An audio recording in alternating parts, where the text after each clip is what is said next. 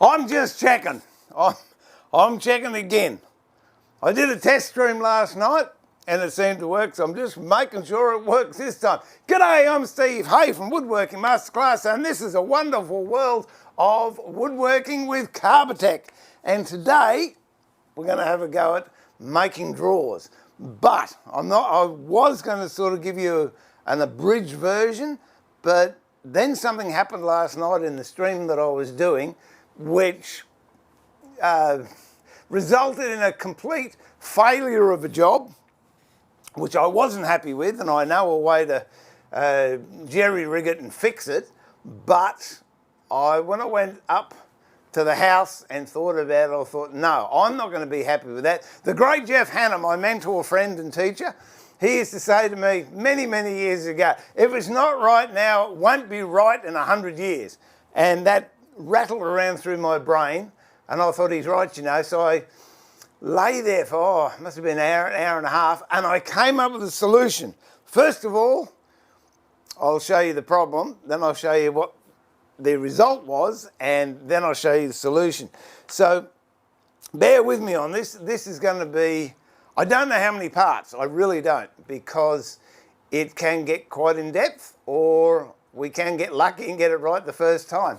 So bear with me. If you have any questions whatsoever regarding any woodworking queries you may have, please jump in and ask, and I will do my best to answer them if it's within the realms of my capabilities. I'm just seeing if I've got sound here. Wait a minute. There you go, I've got sound. So that's good. Oh, dear, oh dear. Technology can be your friend or it can be your foe, can't it? All right. At the moment, I'm sorry I can't give you any pre-warning to what's going on, because the new software I've got, I haven't worked out how to put a countdown timer instruction on it yet. But anyway, we'll be into it. I don't know if I will be streaming in consecutive Saturdays.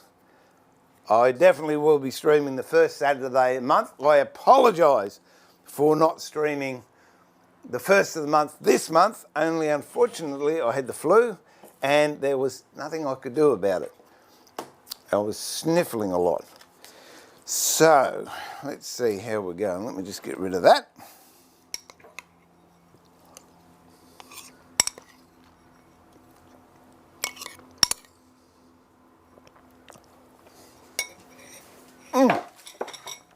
Off camera.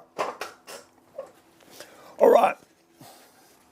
As I said, initially, I was just going to make a drawer. G'day, Andy. How are you, mate? I was just going to make a drawer and be done with it. And then this project, I started about 7 years ago, I think, and I, at one stage, had actually made the drawers for it. I'll put the drawer front in so you can see what it looks like. But as happens in a lot of workshops, things get displaced, misplaced, and sometimes just thrown away. And I think that is what has happened to this drawer front, or the drawer to go with this drawer front. So consequently, I had to make some more drawers.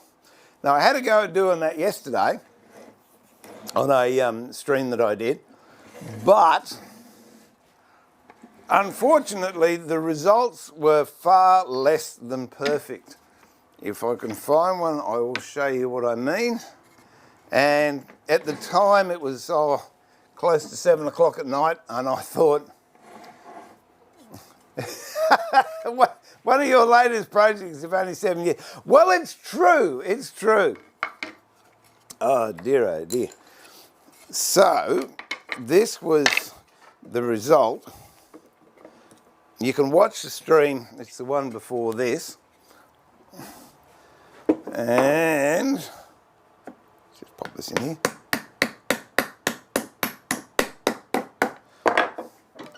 I really was not happy. I mean, the gaps are just ridiculous on it. And for what I should be doing and teaching, that is not good enough. Now, the reason that is like that was because I'd cut the pins or the sockets. Obviously, I'd had the rails as well, because the way I like to work, and it's an age-old question I get all the time, is what do you cut first, the tails or the pins? A lot of people say, oh no, you cut the pins first. That works fine if you're doing through dovetails. Half lap dovetails, not so good. Sliding dovetails, definitely not good. And I will show you why. Because, let's pretend I cut these first. What I have to do then is mark off the depth of the sockets, which is there, and then you line up the draw rail or side to line up so, that's not very good, is it? Wait a minute, I'll turn this around here so you can see it this way. So you line it up so the width of the side of the drawer is at the depth line of the sockets. And then here comes the challenging bit. Just trying to get this so you can see it. And I'm left-handed, so most likely it'll look a bit, here you go. So then, with a knife,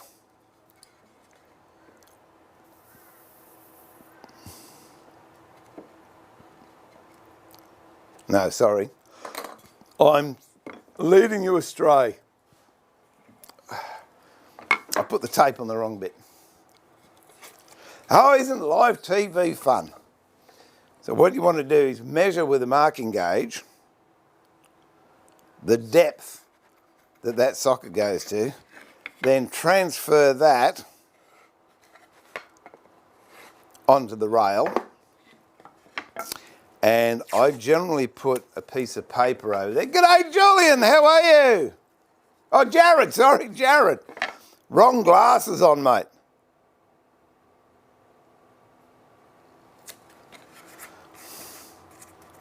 All right, so now, let's go that way.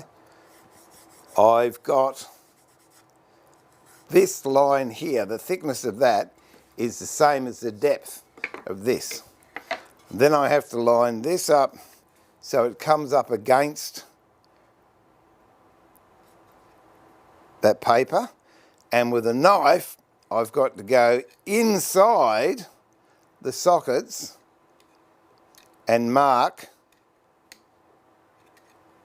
them onto the drawer front. Then you have that pattern there. I haven't cut those because I don't want to mark this bit of wood. And then cut them out and try and fix them. And the result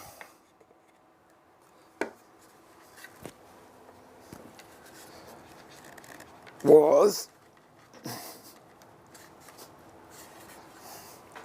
that, which is not good. There's a couple of ways I could fix that. I'm going to put what they call cockbeading on the front of the drawers, and the one I prefer is a very thin slither of this is ebony. It can be any timber, and then you put a half round on it, and it then gets nailed on and glued on to the front of the drawer like that, all the way around. Now that's one version, and that's my preferred version of cockbeading, and what it does, it protects the drawer front. I did hear someone say it also covers up errors. And in this case, I could use it for that. Because there's another method, if I can find, I don't know if I've got any around here. Let me just, oh, here, there you go. Okay. There's another method whereby you round over the edge, but it's a wider piece. And what you do then is you cut a rebate into the drawer. So I would cut the thickness of this timber here out of there and about, a third of the way into the dovetail, and then glue that on. So that would cover up those horrible gaps I've got there. And on the front of the drawer, I would have it protruding. Where are we going? Here, okay.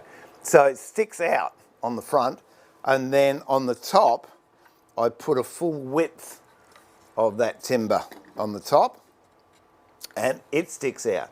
So cockbeading, here's a drawer that, I made a piece ages ago, but that's how it looks. You see how it makes the drawer look recessed, where in actual fact, that's just been added to the front of the drawer. That timber, by the way, that's the pelly. And I don't know how many years ago I made this piece, but anyway, I brought this down as a demonstration to show you the construction techniques and what we will do. But that was the problem that I had, that it was too big and it was ugly, and I didn't want to use that style of cockbeading. So what I came up with was, let's take this down for a bit. This is turning failure into a feature. Because if you can remember, the front of the cabinet has its Queensland walnut veneer. That's ambonia. This little bit in here is silver ash. So what I thought, how cool would it look if I cut these pieces out? Where are we? There you go. If I cut these pins out and then get a piece of ambonia, I just happen to have a bit lying around, and I'm going to put a big dovetail shape in there. But not only am I just going to leave that in there, then I can put my dovetails into that. So if you can see, we get a bit of a, you can see that's on the front. When you open the drawer, you're going to have a bit of ambonia on the inside. But also line it with a little bit of silver ash stringing the way that I've done here. So I thought I might start that one with this drawer construction, because you never know, you might end up, you don't have to lose the bits. What you can do is do the dovetails, and when you're actually fitting them, you can make a bit of a mess of them. And instead of getting frustrated and throwing the drawer away or trying to do it again, this might be an answer to your solution. So those of you that have signed up just to watch me make drawers, first of all, I apologise. And secondly, I think it's a great idea that you might learn how to fix something that didn't quite go the way you wanted it to. You're going to add a bit of veneer to highlight the dovetails. No, I'm going much further than that. I could use a piece of veneer. In fact, I've most likely got some of it kicking around here somewhere.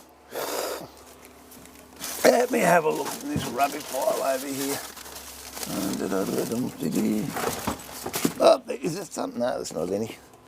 I'll just get a bit and I'll show you why I don't want to put veneer on the, oh, he's a bit trapped under the door. How advantageous.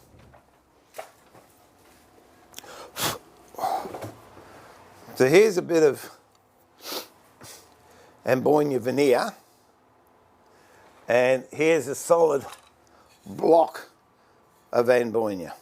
The reason I don't want to use the veneer is because it's only about 0.6 of a mil thick. If I have this block a little bit proud, so I can plane it down to the proper width of the drawer, I'm running the risk of going through this veneer, catching it or breaking it off. Also, if I just glued a little bit of veneer on there, wait a minute, if I glued a little bit of veneer on there, when I'm cutting the pins, there was also a good chance that a bit's going to chip off, and then you'll see the parent timber or the substrate underneath it.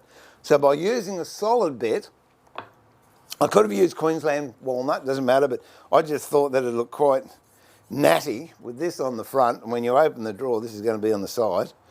So what I'm going to do is I'm going to go past, I'm going to get my other glasses on, my Mr. Magoo glasses. I'm going to go past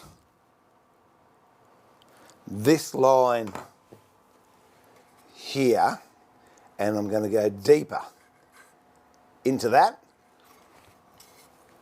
So then I'm not trying to line up on this, and when I put the dovetails on, hopefully I'm going to have an outline. Let's just work this thing out.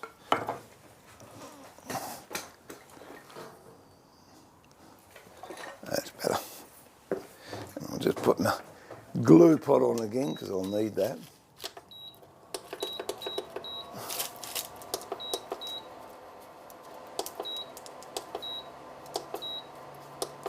There you go.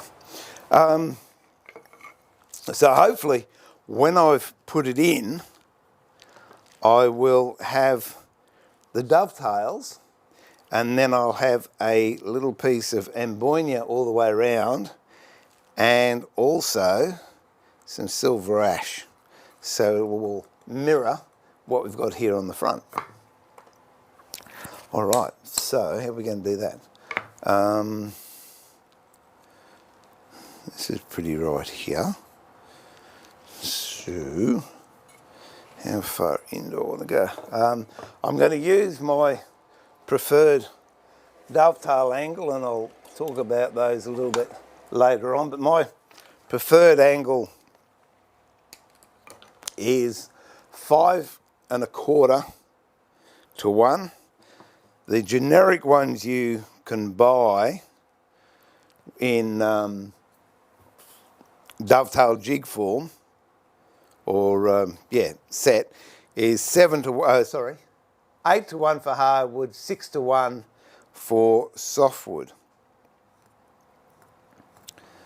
So I'll just do that one there.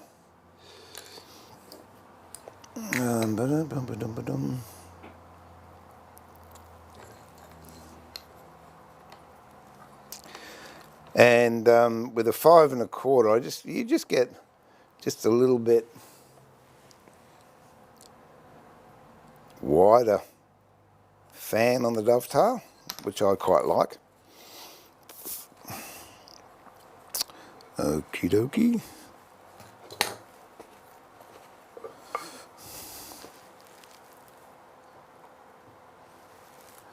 And I'm basically eyeballing this to get the right size or the right width.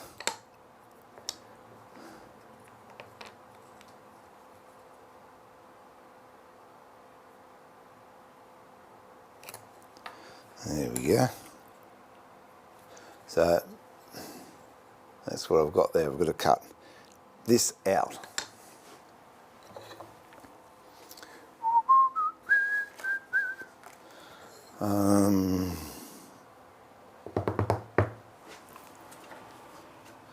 Where's the knife?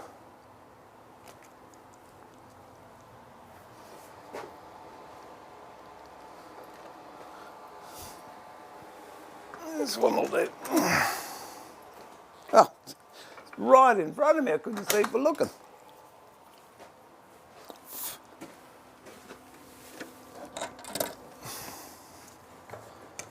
So as with anything, if you're cutting, you want it to be pretty accurate. Put a knife cut down there. And then a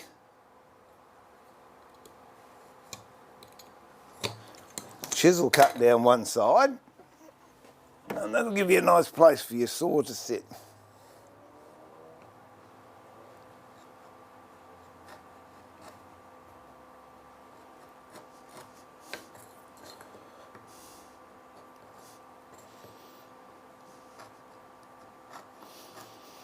Now, this basically is a big tail. So even though I would like to get it as accurate as I can, there's really no super biggie on it, because what we're going to do is cut the socket to fit this.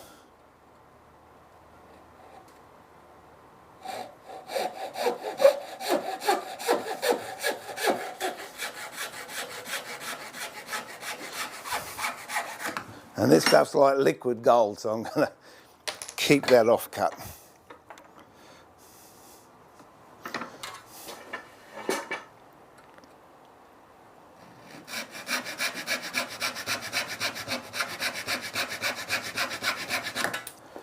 And you can true that up with a chisel and get it nice and square. I'm just going to cheat and go over here to this thing because it's quicker for me, but if you don't have one of these, no dramas, use a chisel.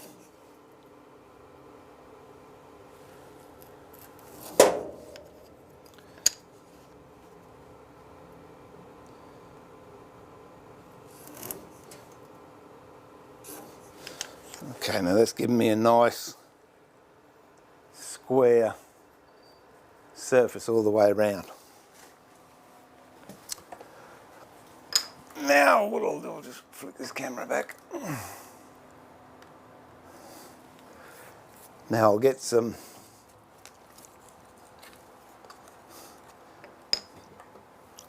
this is the same veneer as I used for the stringing on there. So I'll just cut some of this up. G'day, Trevor. How's the wife, mate? Hope she's better. She was crook last night.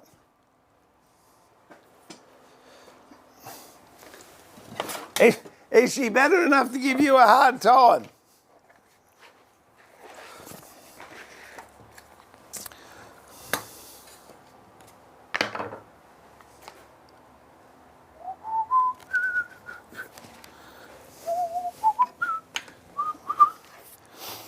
So what I'm going to do first is cut one across there.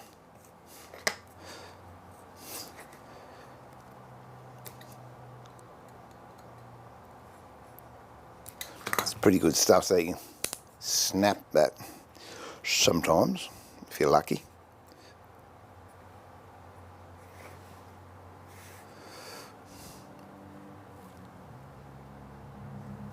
I've just got a little bit hanging over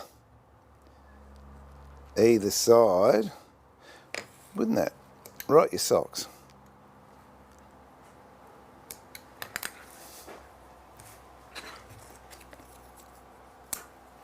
And that's just a little bit short for what I want. So luckily I've got another piece here. Oh, thanks, darling. Wife just bought down some pins for me, which I thought I might need. We'll see how we go. Okay, and that's going to do the top. Hang on, let me just move that camera in so we can get a better look, see at what I'm doing when I'm doing it. Okay, there you go. Now, I could use a PVA, and if you've only got PVA, by all means use PVA. I'm going to use hide glue on this. The reason being, I know I don't get any creep from hide glue. I got asked a question the other day, can you use liquid hide glue? Which, is this stuff here. And I would say, yes, I haven't done it personally myself, but I can't imagine why you couldn't use it for this if it's more convenient for you and you don't have access to hot hide glue. I'll double glue it. Where's a bit of greaseproof paper? Here we go.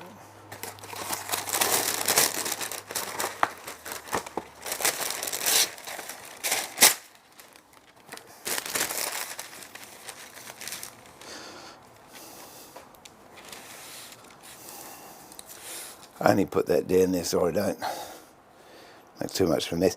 It really doesn't matter in this case, but just for practice workout, which is the upside and the downside. The upside, the downside will bend a lot easier, so they're all downsides there.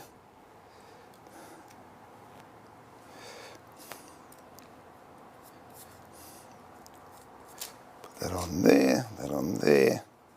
Put that onto that. And you can do what it's called a rub joint. You put the glue on, you just rub it like that and all of a sudden, bang, it sticks. So I'm just going to hold that down for a little bit. I want a little bit hanging over the top and a little bit hanging over the bottom.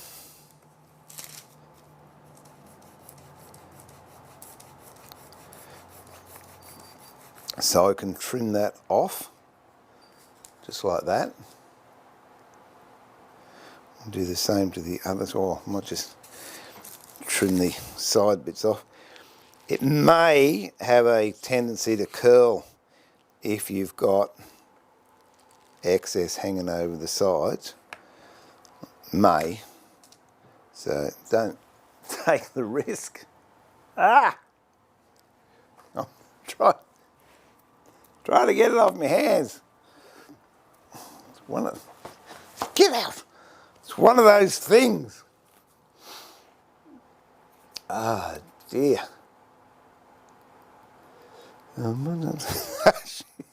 Always gives you a hard time. I only think it's because you deserve it, Trev. Okay, do the other side.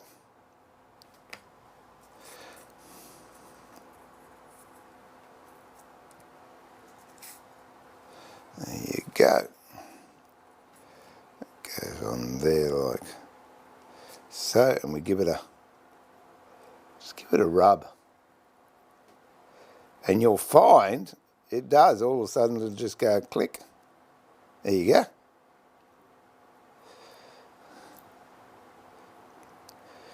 The trouble with that one was it was stuck to my finger too. Okay. Cut that off. Yeah, so what I'm going to do with this drawer construction, because I'm going to do this to the drawer fronts, I will actually make a dummy drawer. Whoops. Don't mess around, that bit snapped. Make a dummy drawer that I'll make the sides for, but once I've fixed this and it's all glued up, I can then transfer the sides that I've done to the real drawer, and then we can move forward with that. So this part we'll just make a draw using a dummy front, and in part 2 we should be far enough advanced that we can be working with the actual draw. And I think in many cases it's more instructional or more relevant if whatever you do, you notice how lightly I'm cutting that. So if I go in one piece, I'm going to rip the veneer. So it's just gently stroking it until it comes off. Same with the other side. Stroke it gently. Yeah, it's more relevant if we're actually doing a real job. Number one, the care factor from my regard is much higher because I'm doing it for a real job rather than just a demonstration. If you're doing a demonstration, as much as you'd like to pretend that, you know, it's perfect every time and you're giving out the best information, you tend to, well, I do anyway, in my mind, sort of, oh, it's just a demonstration, so if it doesn't work as well as I wanted, it doesn't matter. Whereas if you're actually working on a live job, it does matter. That's my thought anyway.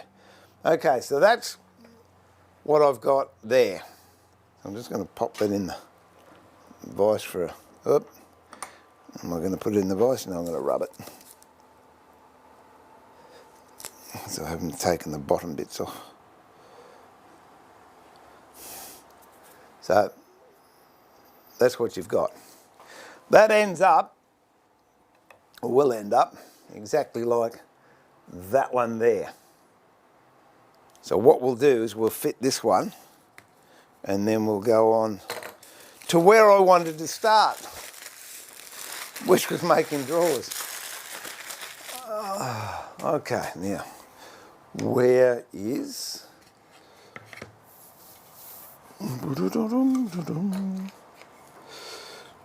Okay, so I'm going to put this in here. Let's go to here, and I'm going to place, let's zoom in a bit if we can. There you go.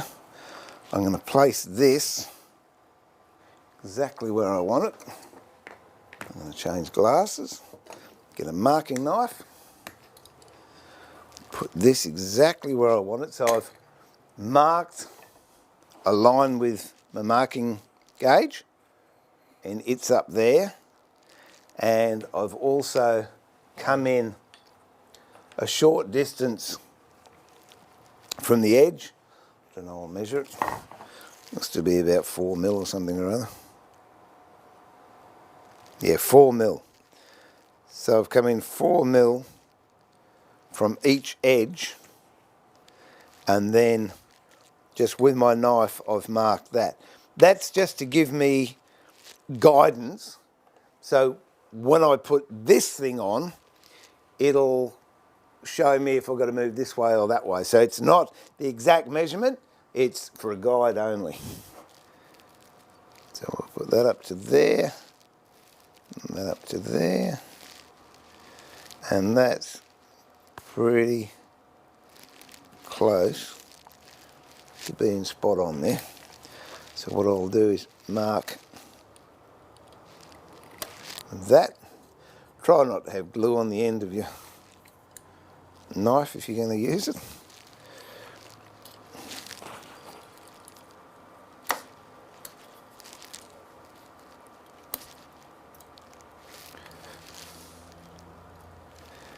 And mark that one there. So now that's what I've got marked. And I'm going to take the majority of that out now with a chisel. There we go. Change glasses.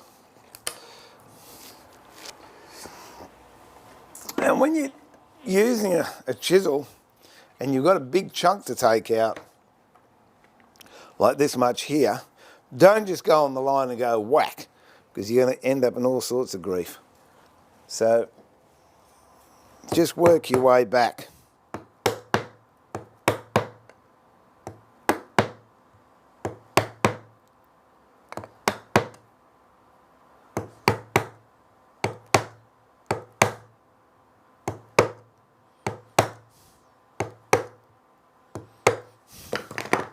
So I've chipped that. Where are we? I've chipped that away. I haven't come up to that line yet. I'm going to leave that for a little bit.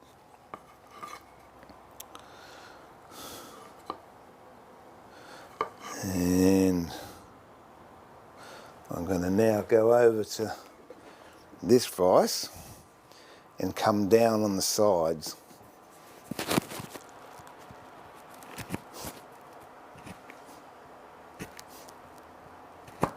But again, not right on the line. I'm going to come pretty close to it, but not right on it.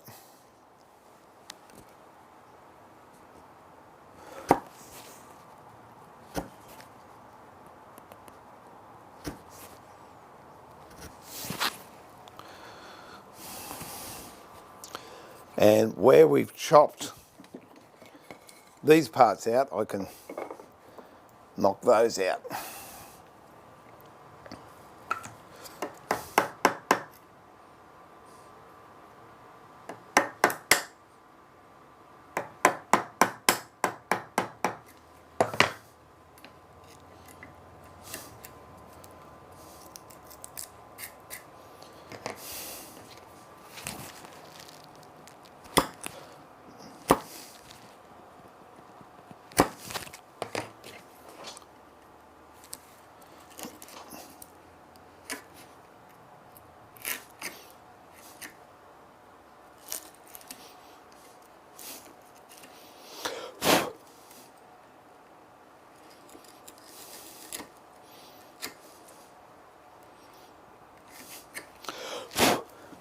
Now I'll come back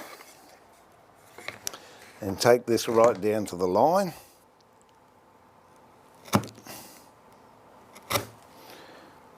And this one too.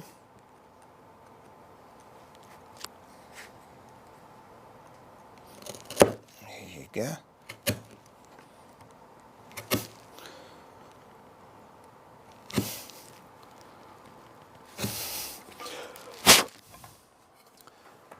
That's how it's looking at the moment. Now I'm going to work out to the actual lines that I've marked. Might use a bigger chisel. Oh dear. So here we go. Okay, don't go straight onto the mark straight away. Work up to it.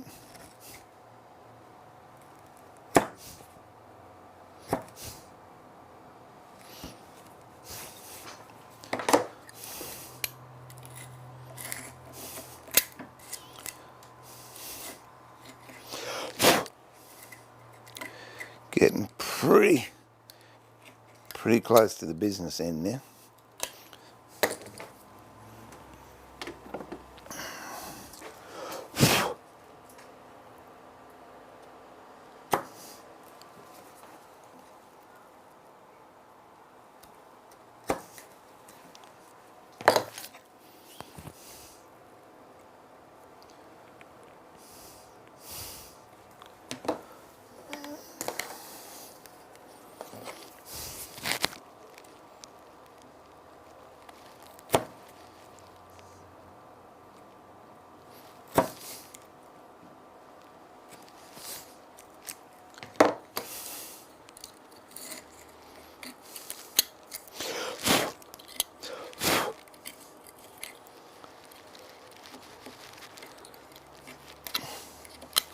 What I will do as well is I will eventually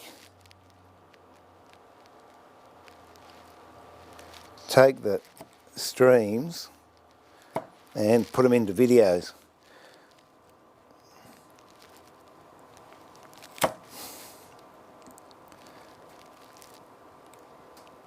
and break them down into sections for you.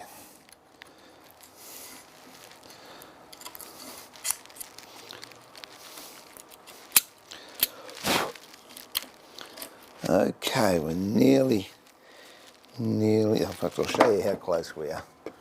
We've just got a hair's breadth to go here, and a little bit here, and then this should fit in there nicely. So then we can move on to the next step.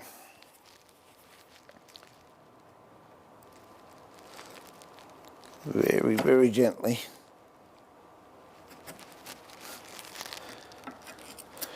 When you're doing this too, it's imperative that your chisels are sharp.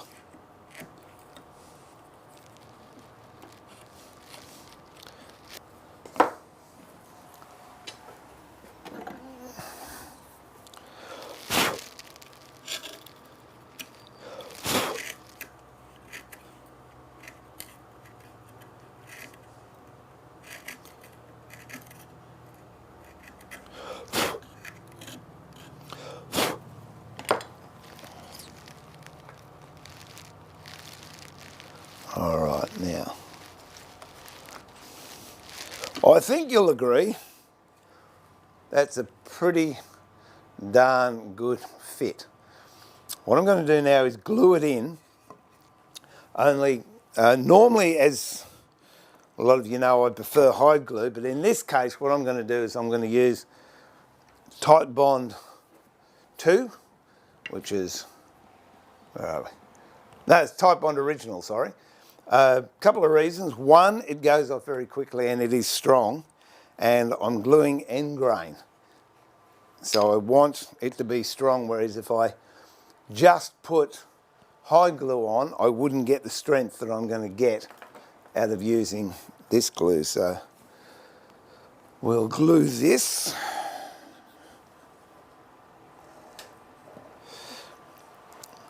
As I've said many times, don't be shy about putting glue on. I've had jobs fail because I haven't put enough on, but I've never had jobs fail because I've put too much on. And I'm going to double glue. So here we go.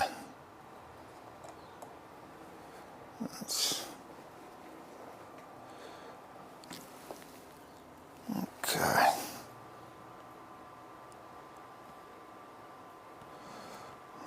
Put that one down there.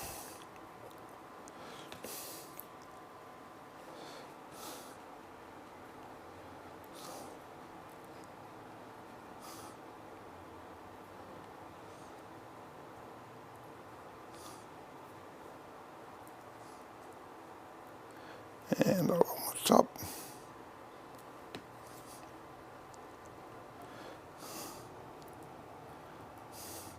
And I really want a good joint here. So here we go.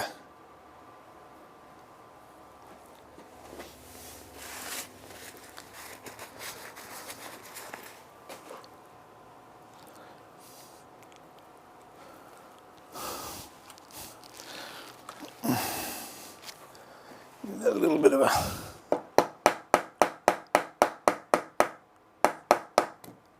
tap.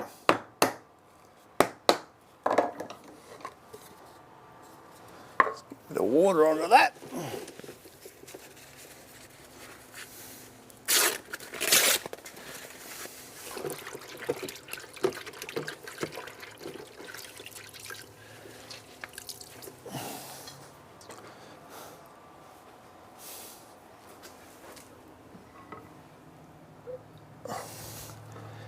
Clean the water off.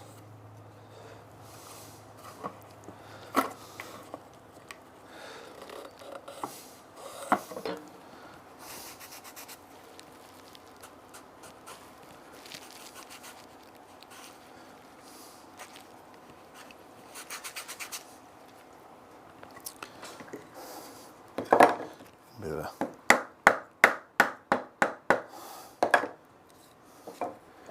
make sure we got it home nice and tightly. Okay, and that is sitting a little bit proud which is what we want.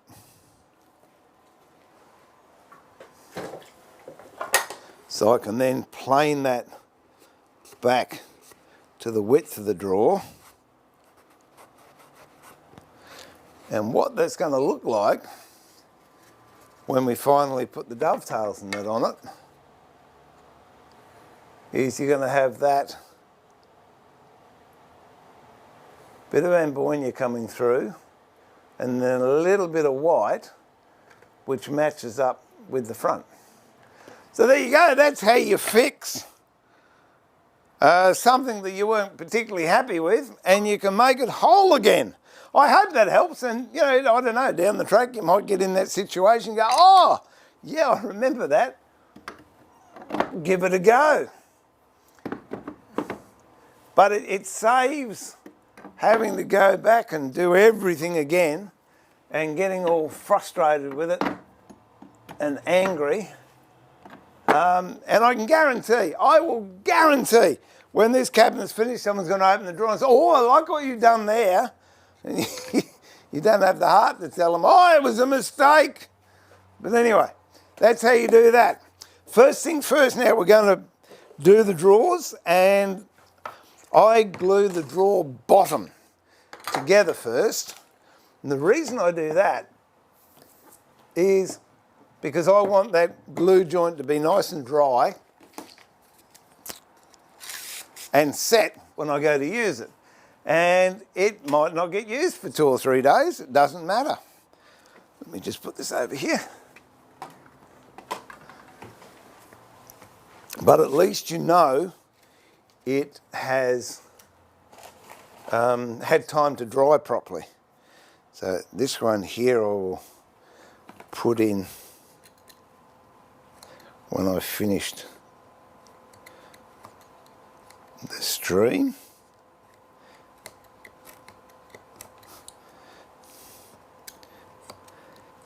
As I said, the majority of this is going to be hand tools. I will show you machine tool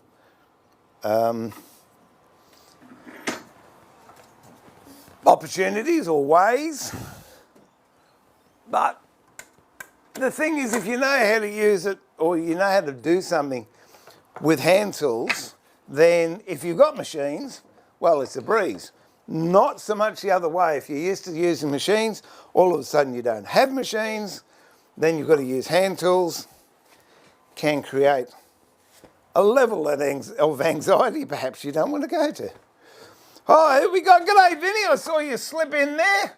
Chris, great to see a real workshop complete with clutter. No. Oh, thanks, Chris.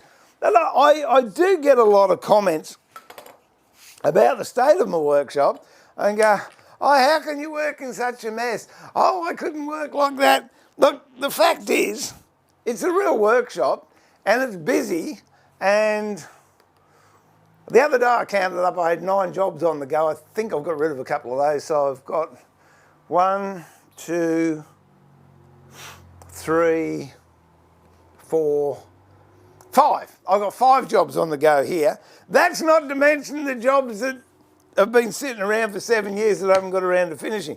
And yes, it is messy. It is, but I'm not asking anyone else to work on it. And I get frustrated with it, but my joy of woodworking far outweighs my need to clean.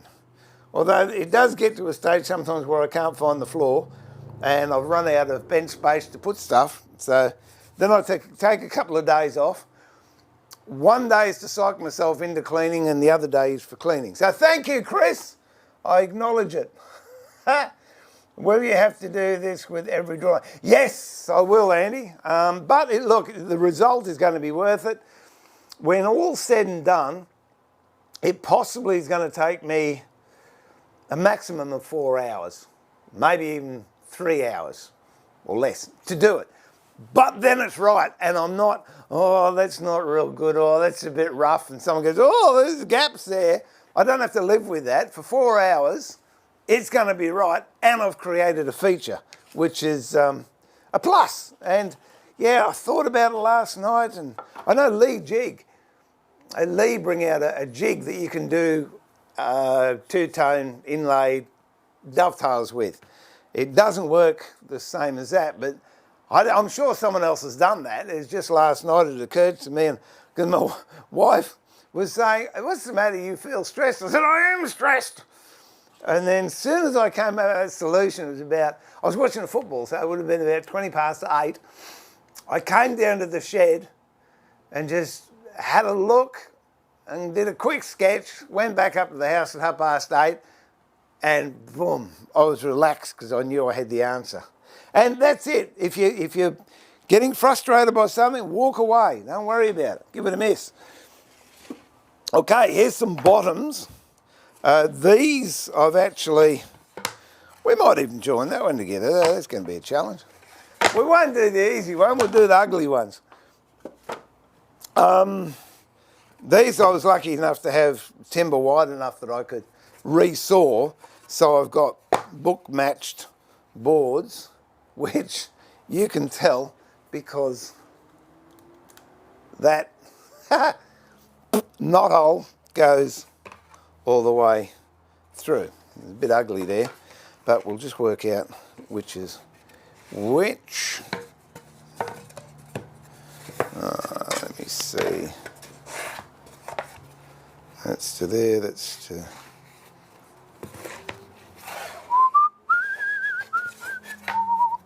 I think that's the way they go. Yep. Okay, so that is fairly big. So if I have it this way, that's not too bad. That's not too bad. Yeah, okay. So we'll have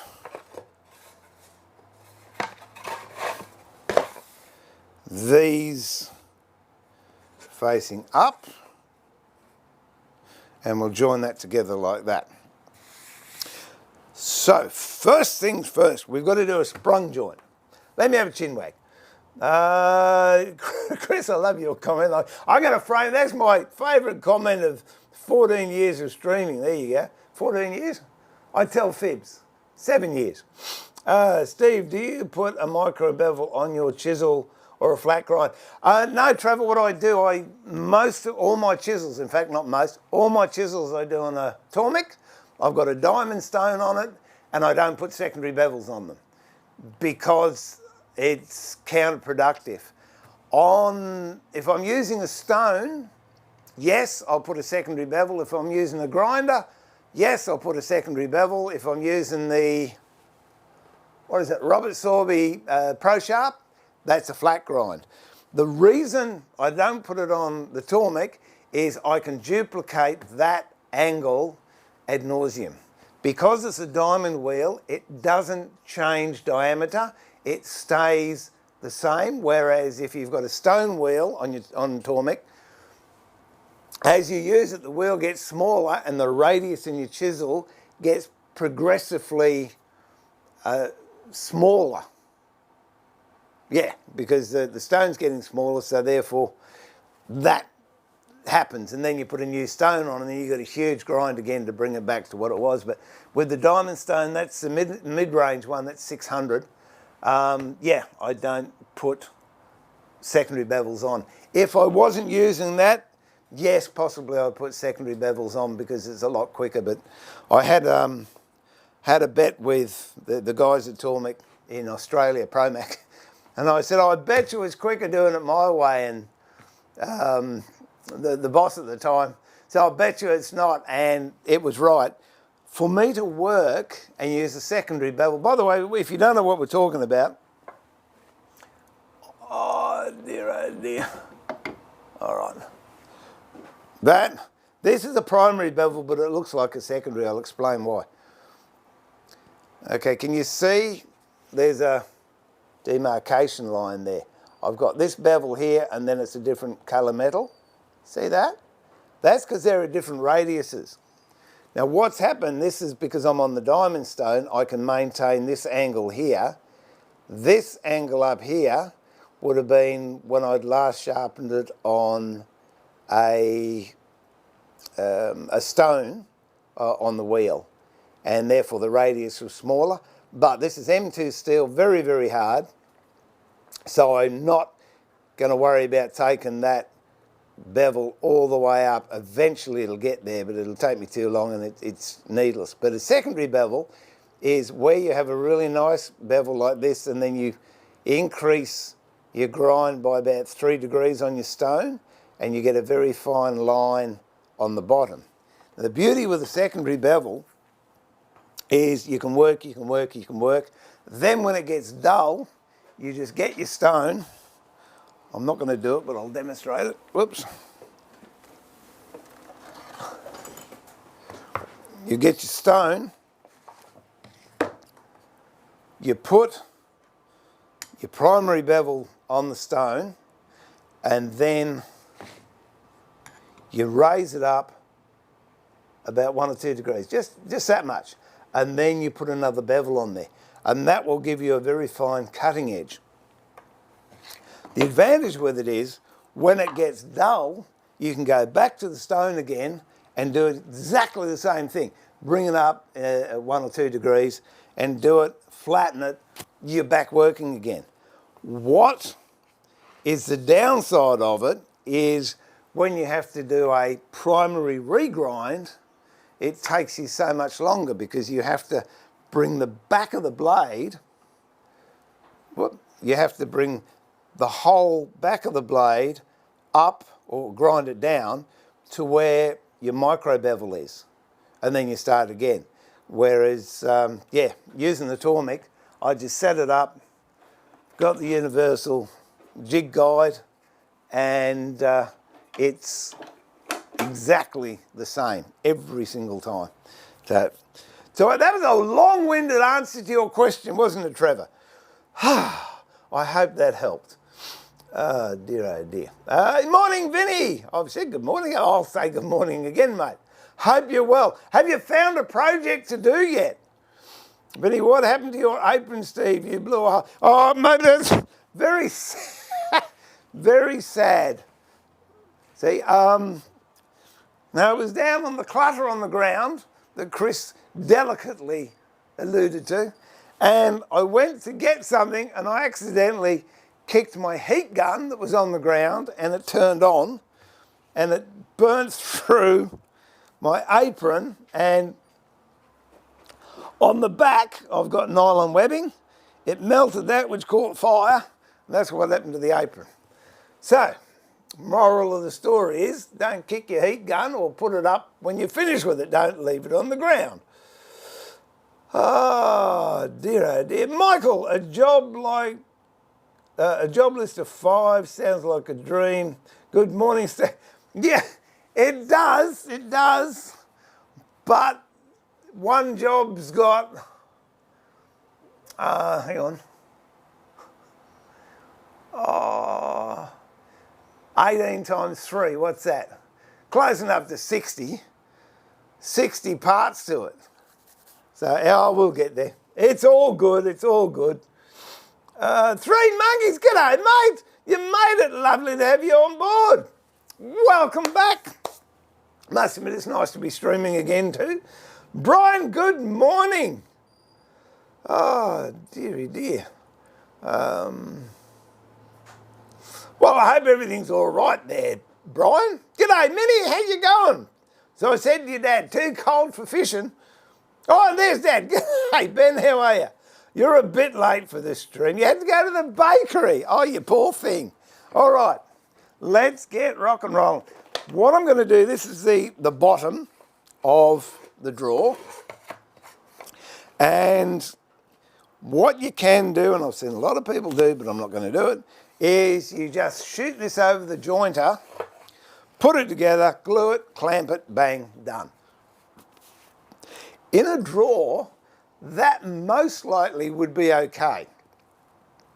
However, if it's a tabletop or a bedside table or something like that, you can be in for a world of hurt, and I have seen it happen in drawers too. So what happens when timber dries out, it shrinks, and as it shrinks, it gets smaller. So if you have 2 boards like this, and say they were flush, and they're joined in the middle. And this is particularly with dowels, biscuits, dominoes, anything like that, this will happen. So as this shrinks, it pulls into itself. If these are secured by one of the aforementioned fastening techniques, they can't move, but this will shrink, and that happens. And you'll get a split on the end. It'll be joined here and joined here, but it'll have a split both ends. Now, to overcome that, you do what I call a sprung joint. And a sprung joint is done with a hand plane. You put, this is a water trick. Those of you that are new, if you spray water on your vise, particularly if you have wooden jaws, and because I'm using 2 boards, I'm going to spray there too. That will hold it and it will not move. Minimum pressure, I can pick my bench up. That's not going to slide out. If I didn't have water there, that would have slid out. That's opening a bit, so I'm just going to put a little wee clamp on that to hold it together, and I'll show you a great technique that will save you so much heartache down the track, joining boards.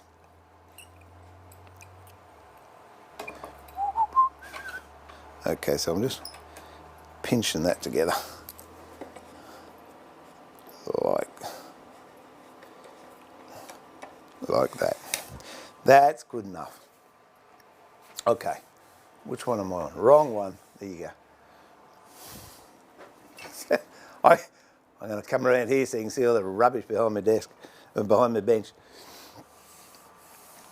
Now, a lot of people, well, I'm going to use another number 7 plane for this. And I'm going to put a little bit of candle grease on it. What you do, when you're planing and you're going to glue something together,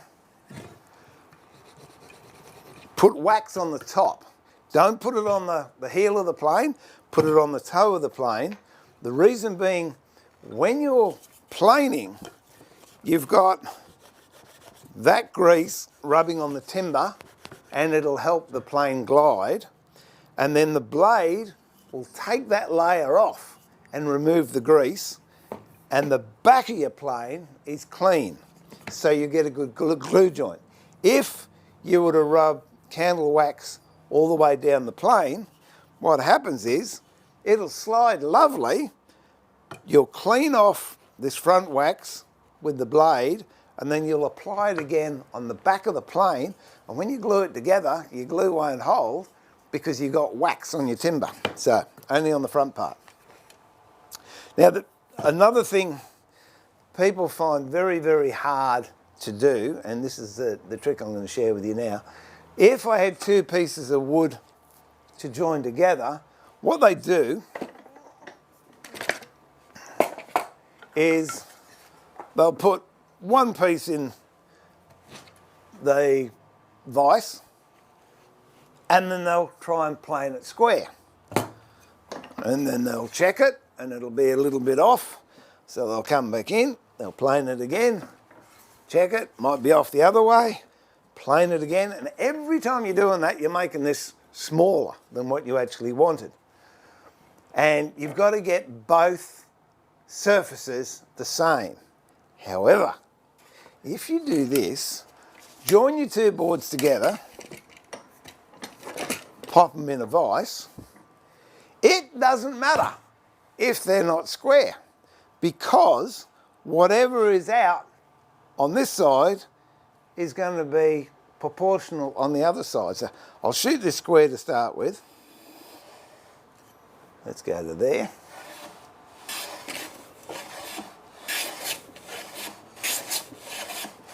You can hear I've got some hit and miss happening there. I'll just put this one on this side because I'll keep hitting my knuckle on it. Might do the same with this.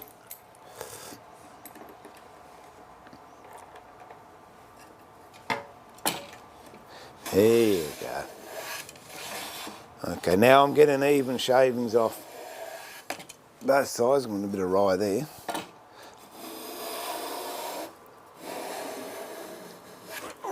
One more should do it, I reckon. I don't know if you saw that, but you've got equal shavings coming off through the blade. So that means that's cutting evenly, and I'll try it. I reckon it's going to be pretty square. Where is the square? Oh. Ouch. Okay, that's pretty darn square for me. If you look down there. Now that's terrific, but it's not going to help you have your board hold together, because again, you're going to be gluing two flat surfaces together. When the ends dry out, and that's where your moisture dries out from, you're going to get a split. If you don't have any of those joining mechanisms in there, there is a chance that can split all the way through. There's two parts to this. The other thing is, if you join two boards like this, see if I can find, we'll draw on this bit. Is that going to work? It might work.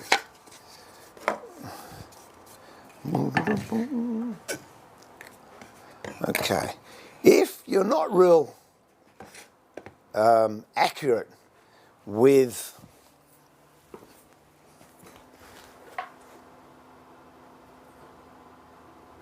your planing, and you find it a bit challenging to plane square, it doesn't matter using this technique, because exaggerated, but if you thought you were planing square and you actually planed at that angle, guess what? When I put those together, that angle there will marry very nicely to that angle there. They should be just about parallel. Can't quite see this one. Here, let me just...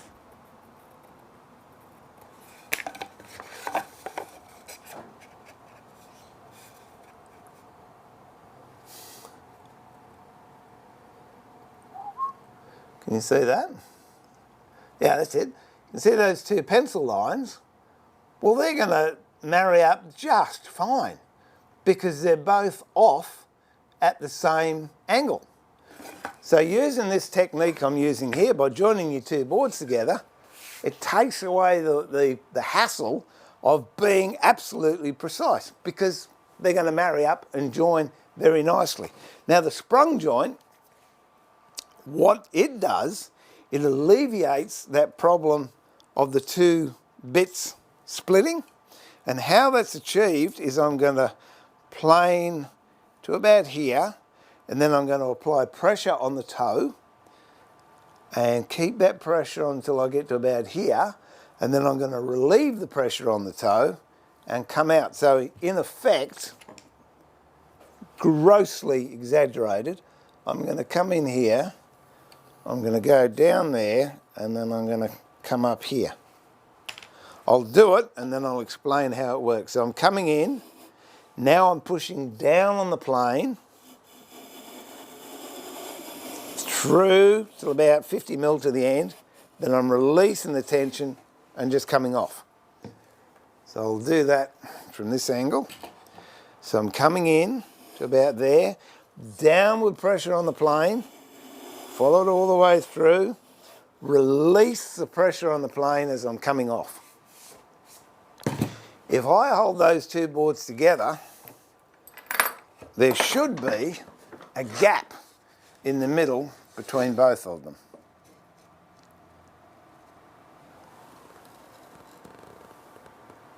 Which there is. There's only a thickness of a piece of paper. I might go a little bit deeper. I'll do one more pass.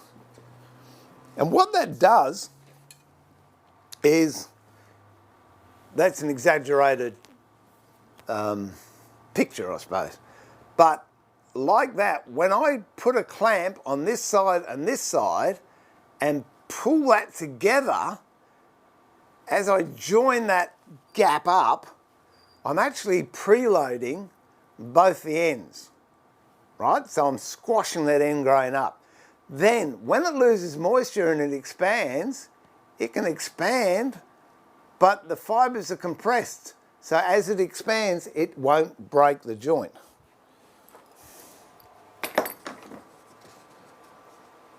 Who would have thought there was so much involved in making a drawer?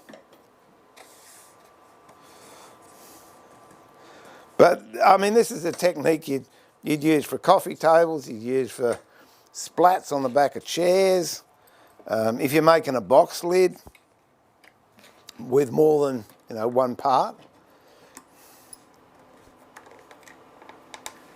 So here we go. And it doesn't matter if they're not totally lined up again. I'll just straighten them.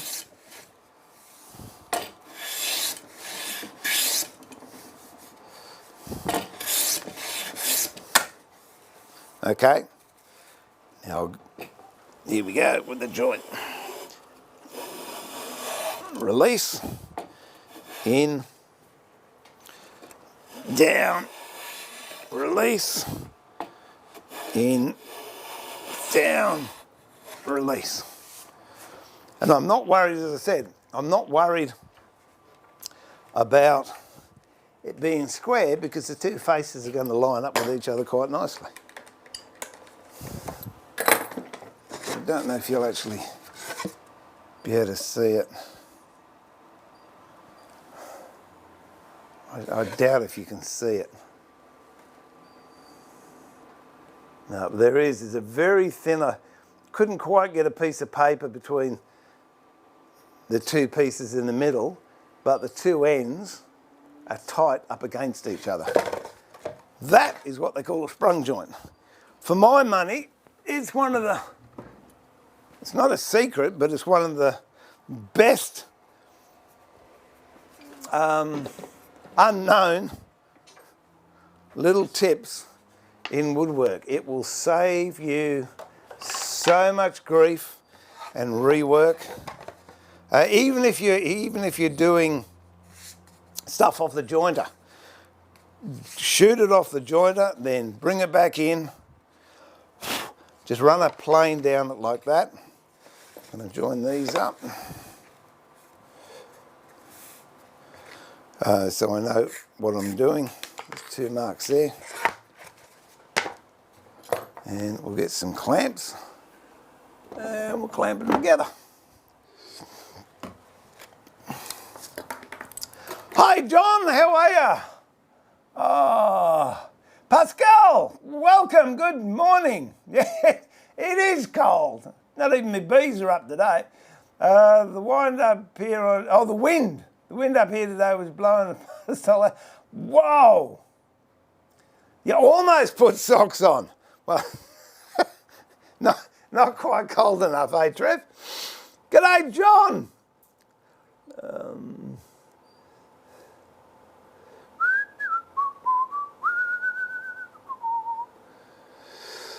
Oh dear, oh dear, oh dear. It's too early for me, John. 4:30 in the morning. No. Oh, nice to have you on though. Are you finding time for woodwork? That's the important thing.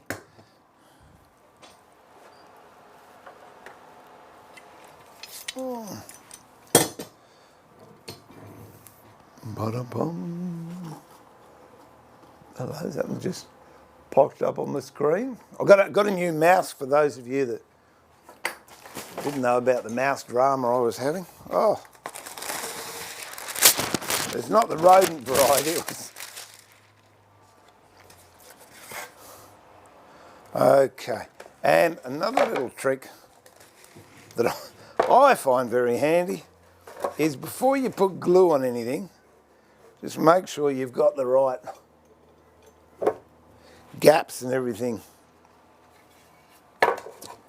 on your clamps. There's nothing more frustrating than gluing up a job and then realising that you've got to adjust the clamps. I think that's going to do just fine. Okay, so I've got greaseproof paper there, or baking paper, just to stop the glue from getting on my clamps and ripping on the table as well. I'm going to use hide glue for this. So we'll just go into the vise there. Get a paintbrush with some glue on it. You could use any glue, doesn't matter, doesn't have to be hide glue. This is just dyed-in-the-wool traditionalist, what can I tell you? Don't be shy with it. Okay. Could be pretty snappy, especially in cold weather. Okay, that goes there, that goes there. Put those on. Hold that together, wind it in equally. Get them nice and so they're level here. That's pretty good. So moderate pressure on the outside to start with, just to hold it. Get a paper over there. I just want something to, I'll build that up. What have I got? That might do. Let's see. And put this one over here. Have that under there. Stops it from crimping. And tighten it up. Now you can nip up the outside ones a little bit. And there we go, one drawer bottom glued up. I'll leave that for 24 hours.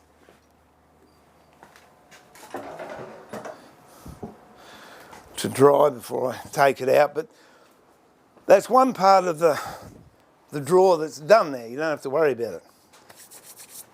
Joshua, g'day mate. Lovely to have you back. Okay, now let's go. Let's start making a drawer. As I said, majority of this I'm going to do using hand tools.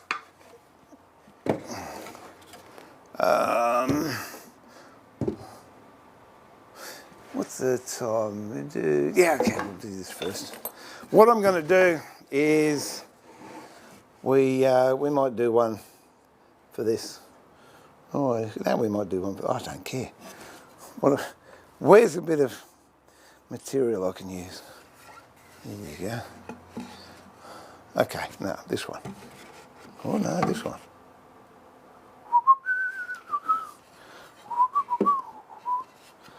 Now we'll make a drawer for this middle one.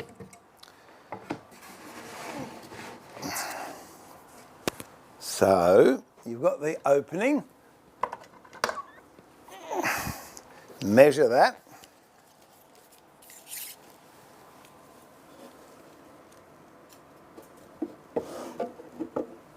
Use a ruler if you like.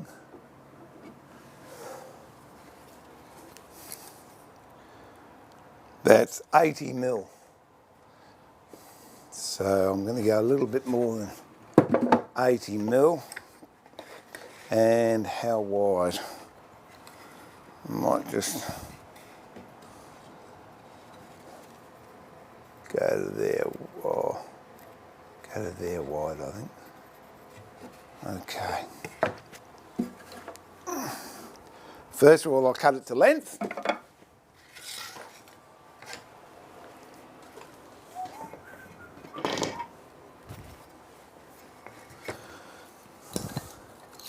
And a lot of these techniques you might have already seen me do, but I want to do this, as I said, from scratch.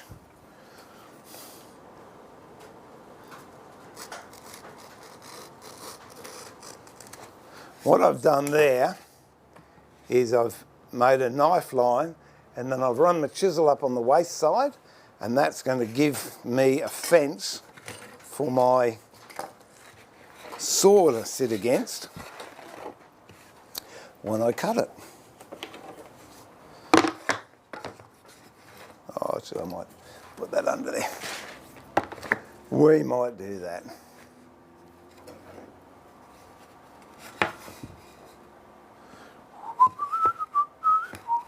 Actually, I'm going to do it on the other side.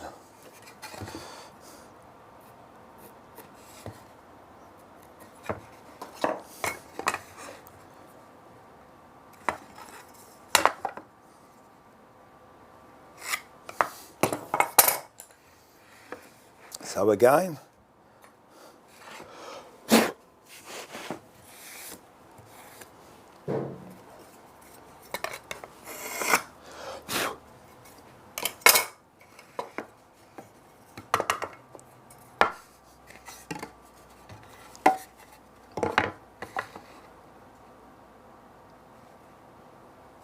running a knife line down here, running a chisel up on the waist side,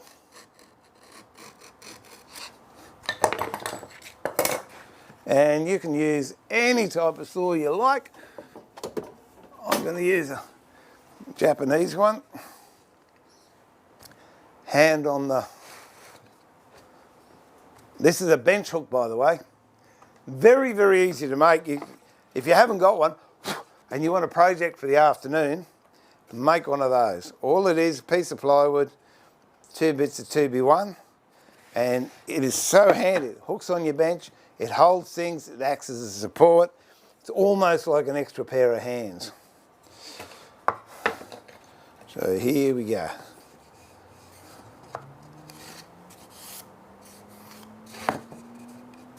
It's got a bit of something there that I don't want there. Bit of glue. Okay. This fits nicely up against this fence here. Don't forget, Japanese saws cut on the pull, not on the push.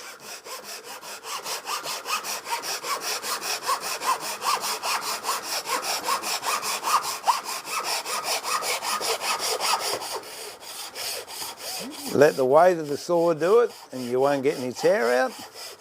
Well, you shouldn't get any tear out. Let's see if we've got any tear out. There you go. Nice clean that side, clean that side. Good cut. And square as well.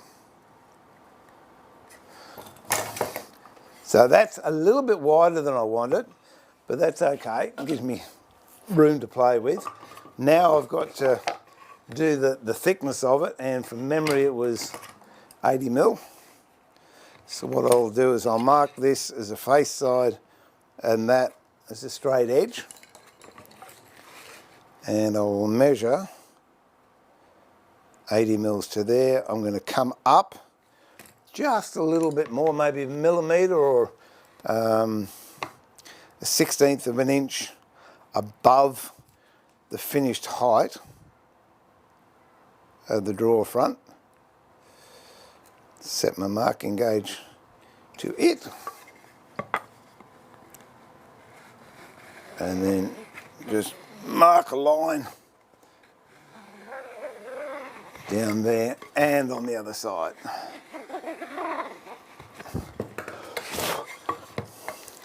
Because the eyes aren't what they used to be, I'm going to just follow that line with a pencil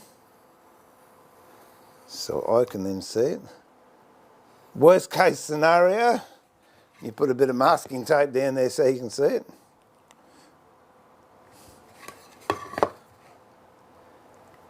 It's all right on the dark timber, but when you're looking at the sapwood, it's a bit hard to work out. So I've got a pencil line down there. So I said you could put a bit of masking tape there if you preferred, and I think maybe a couple of years down the track I might be doing that myself. Bring that line across. Okay, so now I'm going to rip this down, and then we can true it up using the hand plane. I'm going to use a rip saw. Again, squirt of water in the vise.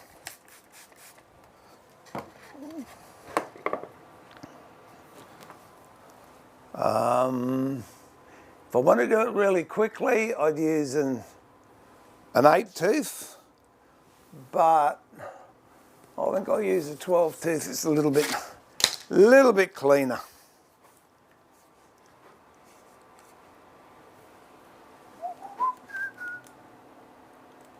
There we go. Always cut on the waste side of the line.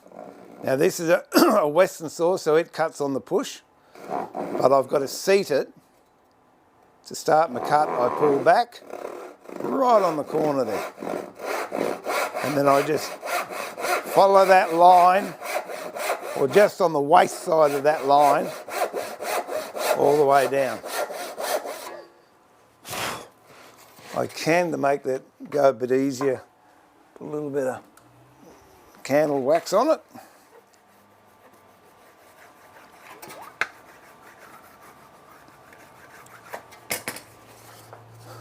This is a rip saw, and rip saws you can cross cut with, but cross cuts don't necessarily rip well.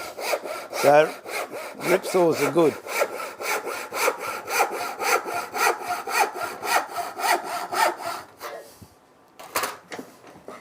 Bring it up a bit more. Have a front on look.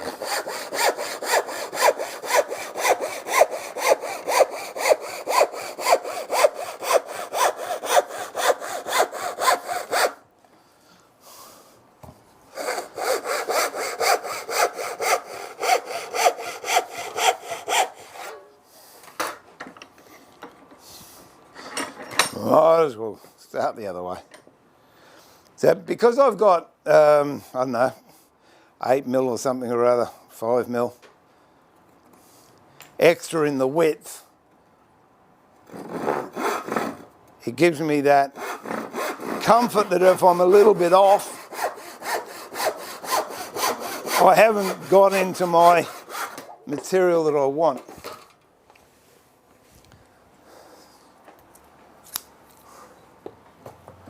Oh. And there we have it. Followed the line reasonably closely, went out a little bit there, but we'll pick that up with the hand plane pretty close on there all the way through. So now, what we can do is we plane it to size.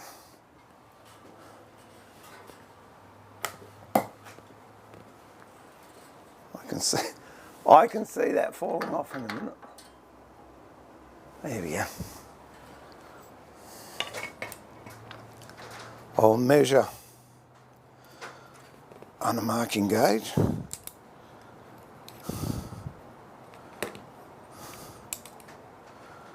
What I want. I'm actually taking it to the inside of this marking gauge. That gives me just a little bit of error for finessing later on.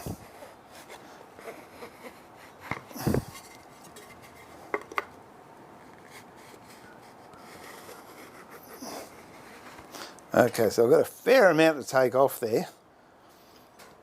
I could use a heavy plane. I'll do 1 or 2 passes with it, and then I'll go back to a normal one, but this is an old Matheson, and I'm hoping it's not going to take too much off. But this removes a lot of stock in a very short space of time.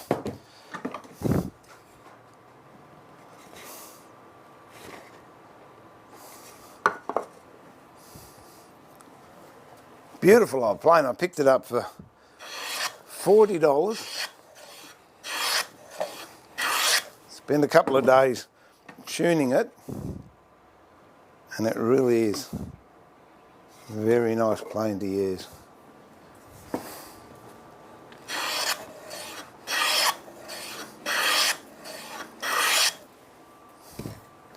Sounds good too. Okay, I'm going to go and use a pencil because I am struggling to see that line.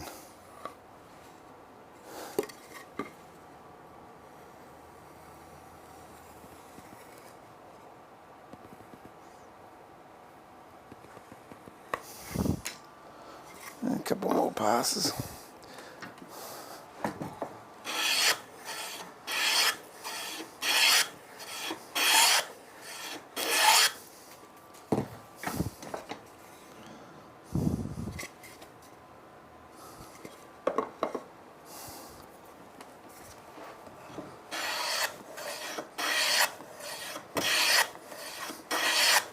Okay, I think that's close enough with that one.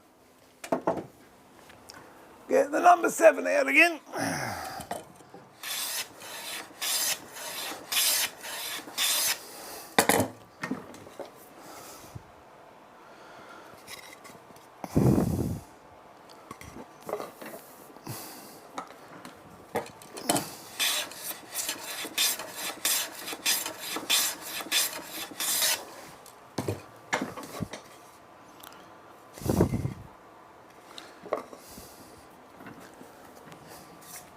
A little bit light on this end, so take a few passes off here and then we'll go right along.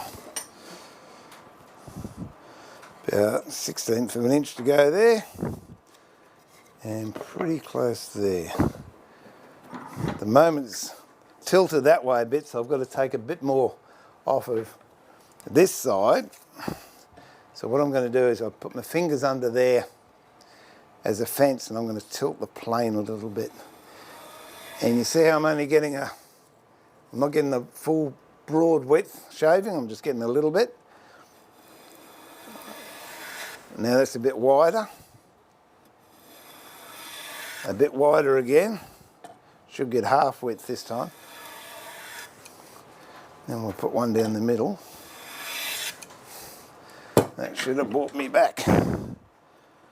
Just about on the line, just about on the line. Okay, now we go straight down the middle, holding the plane square.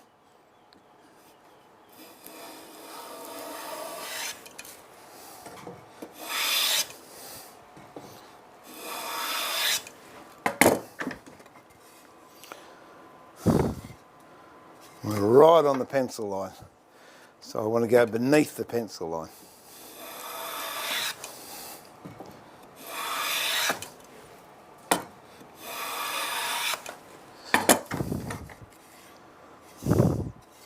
If you have a look at that, that's right on the pencil line, both sides. So we'll just pull it up, have a look, see how we're going on the cavity.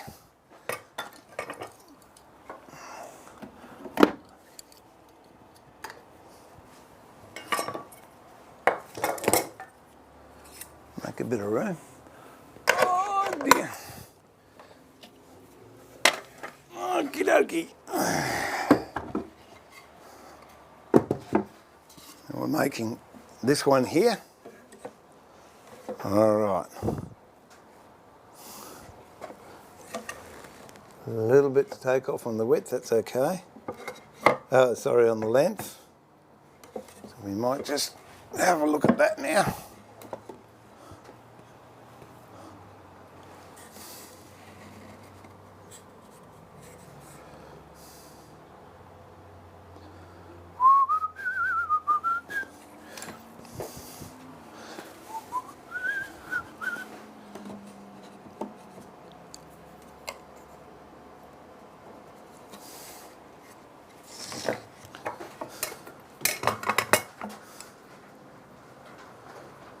Just going to get a little bit past there.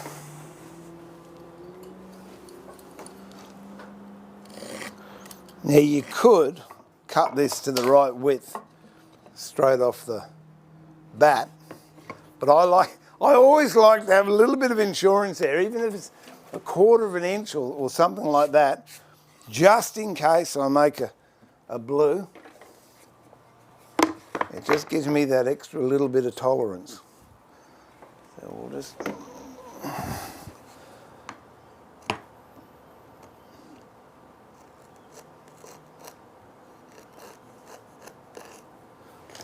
A bit of glue on that.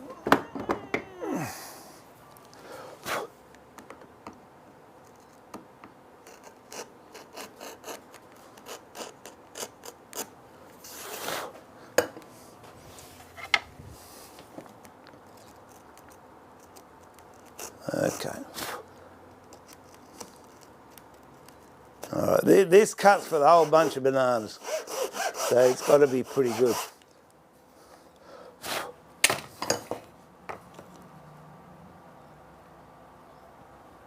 Yep.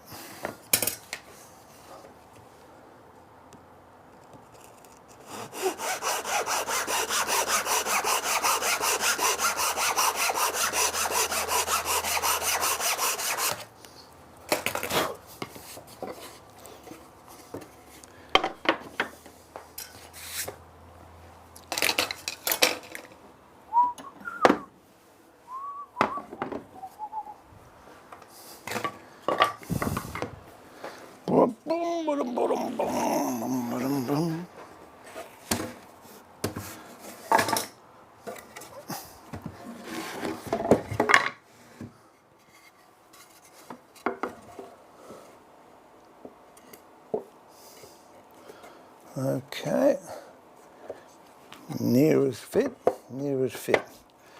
Now we just got to play with it until we get it spot on. And for that, I'm going to use a block plane,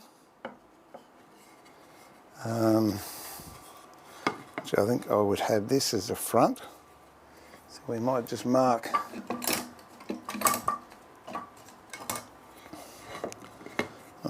we've already marked that, so there you go. We've got that, so we know that's good.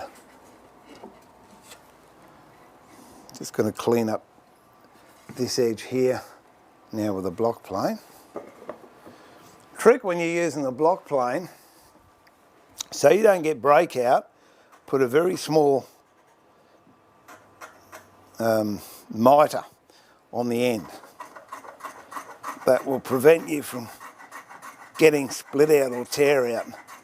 You've got to keep an eye on it, because you might have to come back and do it a couple of times as you go down.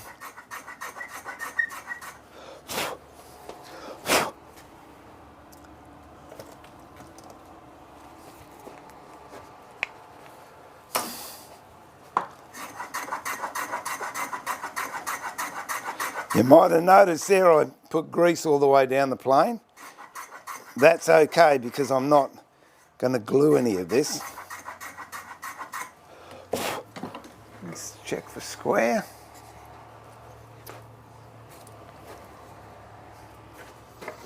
Have a little square here somewhere. Where did it go?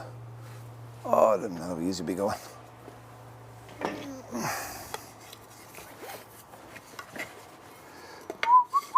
Always take your square from your known edge. That's the one that I've marked.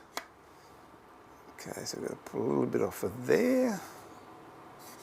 And that's good. That's good that way. Okay. A little bit more off of there. That's pretty. We're getting close. I've got to take off a little bit from here.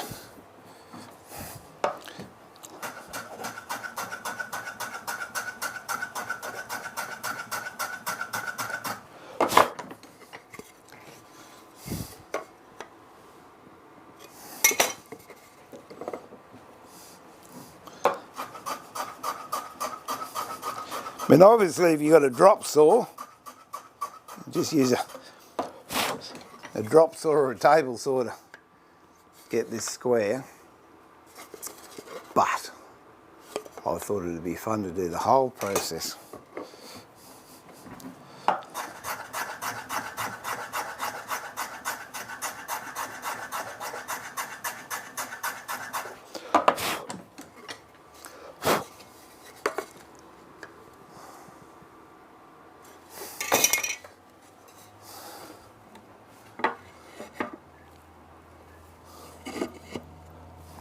Okay, that fits there nicely. Now we just got to come down ever such a little bit on the top. And this is really a question of just suck it and see. I'll take 2 off and check it.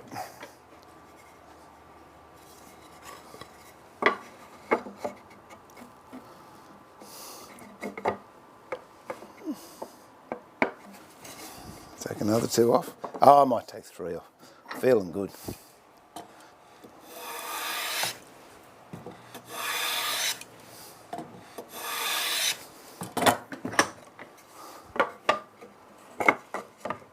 Okay, it's almost there.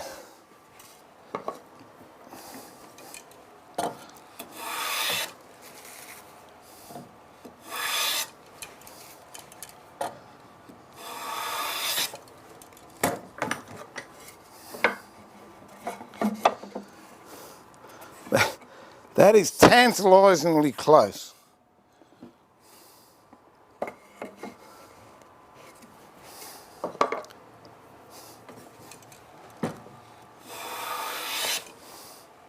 I was tempted to take 2 then, but we're nearly there. You're better off to take 1s rather than going, oh no, it'll be right.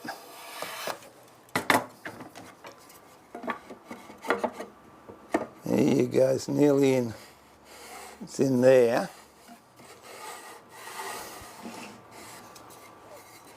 A little bit tight on the end. Just check to make sure it's still square that way, which it is. A little bit tight on this end. So we might just a little bit. I'm going to use a block plane to take that off. Which end did I say? A little bit, no, that's good there. Okay. That's this end. Okay. Start about here and just a little bit.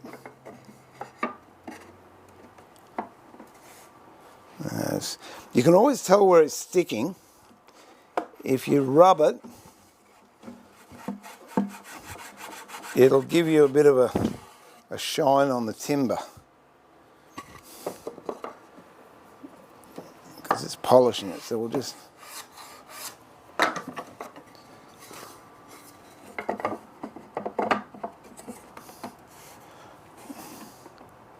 that is close.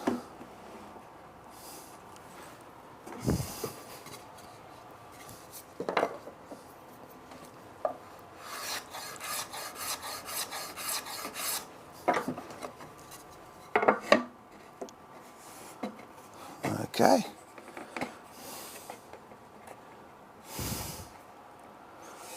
And there you have it.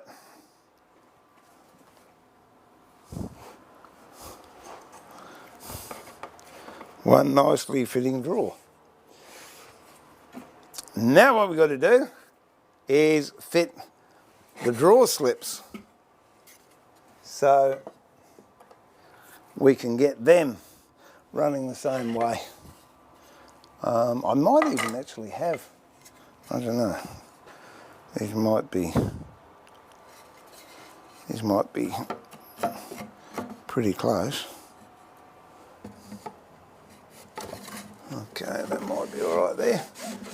That one's all right.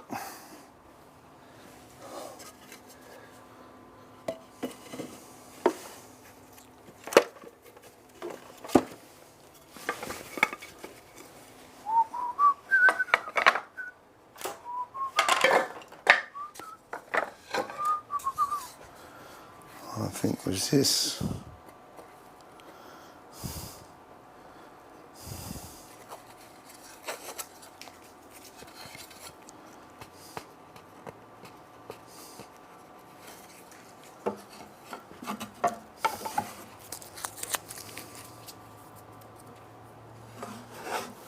All right, that is good. I fitted those yesterday, but it's the same process. You just put them in, and if they're rubbing at all, just do this and you'll find a shiny spot. Plane that shiny spot off. Try it again. Okay, so I'll cut these off and then we'll actually mark out some dovetails. And we'll cut those and then mark the pins on the drawer slide, on the drawer. What'll happen, because of what I'm doing with the bit that I'm fixing, this bit here, when I come back, I'll actually be doing it into this drawer.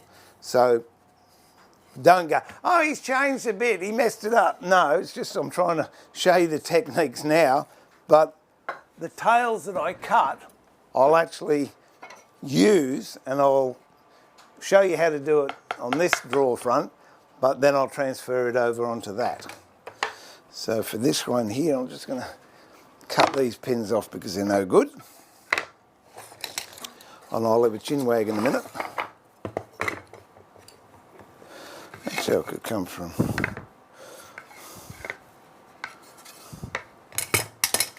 Let's have a look. Oh, it might come from this angle. Oh, I might do this one.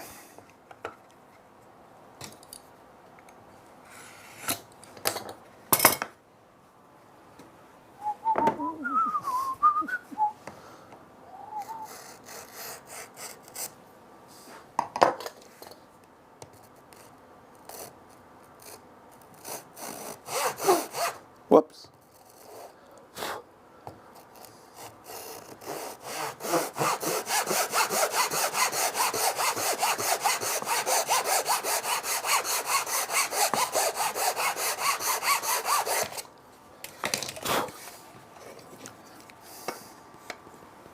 Check that square that way, square that way, and I actually slip with the saw on that and put a saw cut there. So what I'll do, I'll make sure that bit goes in to the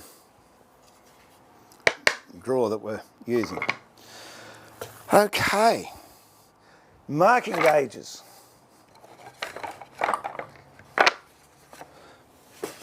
If you've got 3, it is good. You might even need 4, I don't know. I mean, you can do this with 1 marking gauge, but the more you've got, the easier it is, because you've got uniformity of settings. Whereas if you use it for 1 setting, then you change it for another setting, and then, you know, you can be messed about a bit. Work out how far you want it to go in. I like to leave about 3/16 of an inch. Oh, let's go there. Yeah, I like to leave about 3/16 of an inch and then have my tails in this area. So the first setting we've got is the depth that the tails are actually going to go in. And with that, you mark here.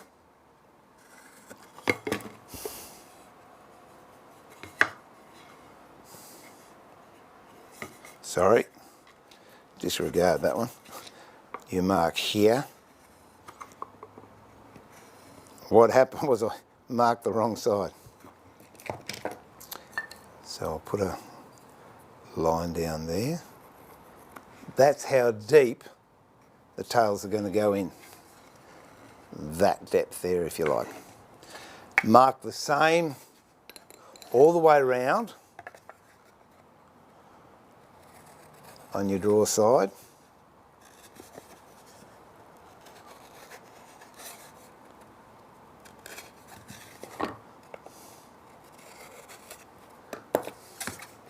So this now is that depth. Next, mark out your dovetails. To do that, there is several ways of doing it. For me, what I do is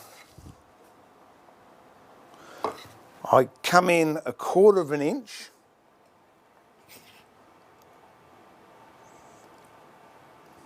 I'm looking for a ruler. 1/4 of an inch, 6 mil. There you go. No, I've got an inch one here. 1/4 of an inch or 6 mil.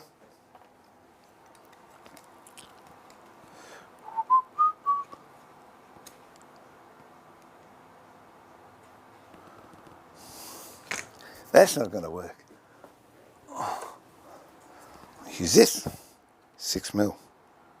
The reason that one didn't work, there's a bit of texture where 1/4 of an inch was.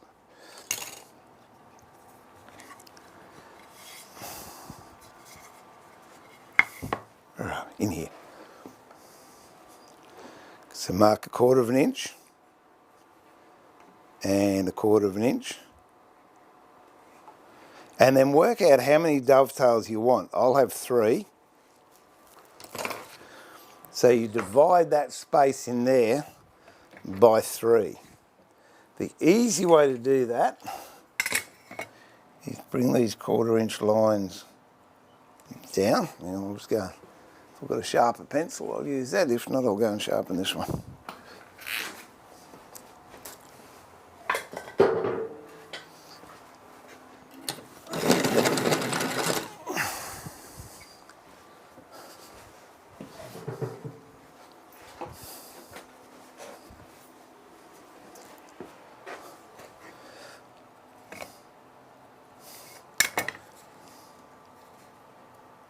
Actually bring that down, I guess, with a no, I'll just use a pencil.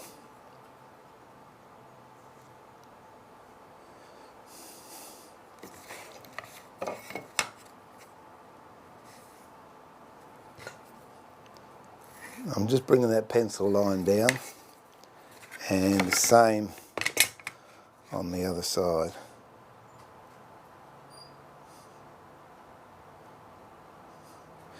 Now I want 3 dovetails. In order to divide that into 3, yes, I can measure. That's 2 and, what's that?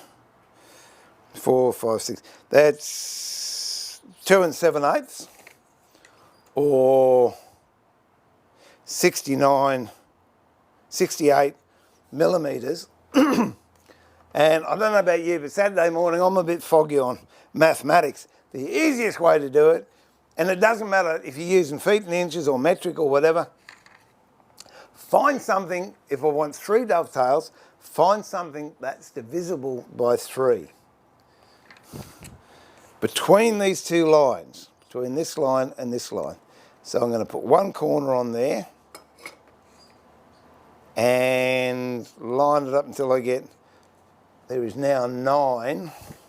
So we can get this a bit closer for you so you can see it.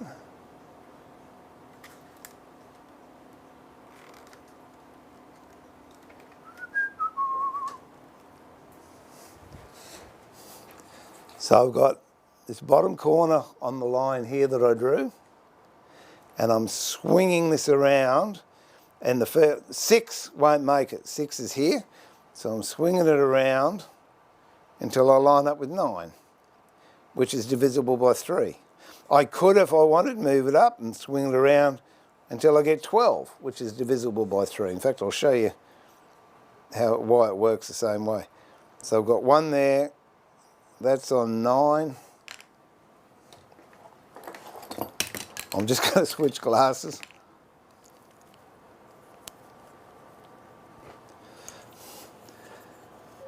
And I'm going to put a mark at 3 and the mark at 6.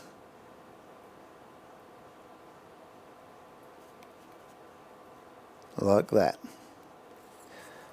Now that's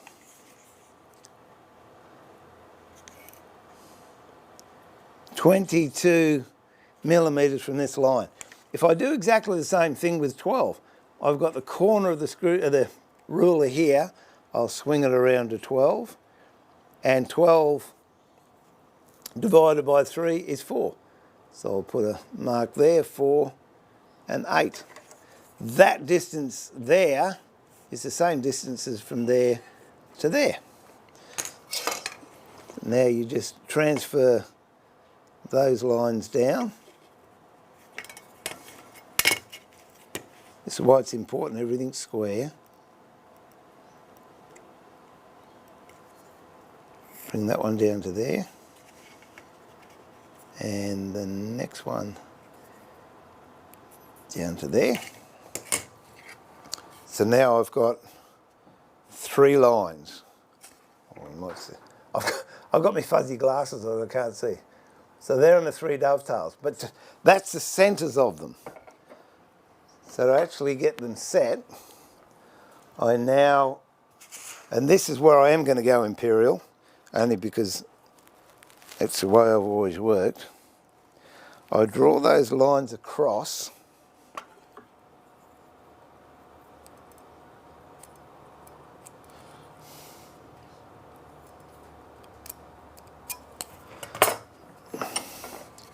So that's what I've got there.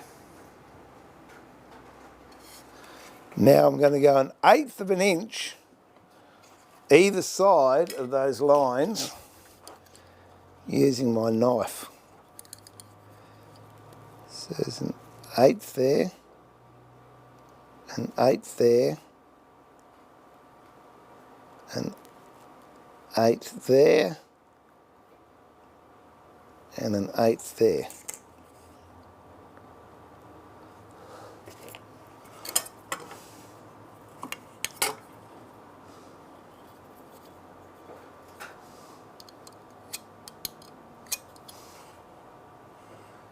And score those lines across the end grain like I'm doing here. Oh, you can't see. Wait a minute.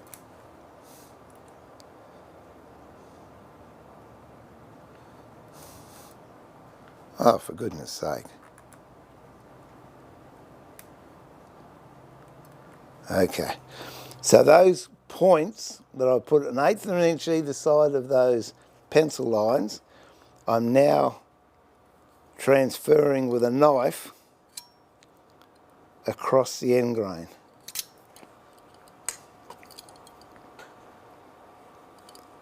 That one doesn't look to be exactly what I want. That's got to come out a little bit more. Let's see.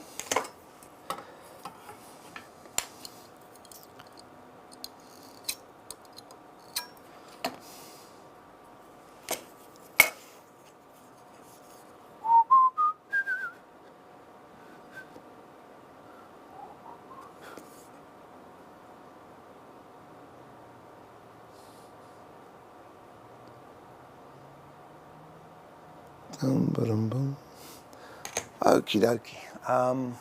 Rubber.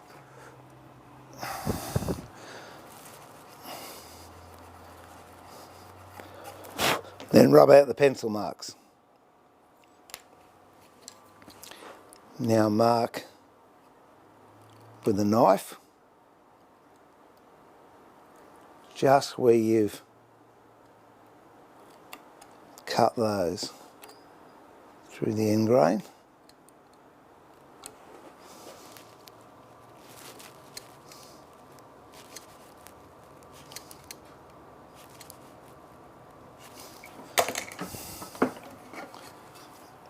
That's what you're looking at the moment. Is it going to autofocus? It's not going to autofocus.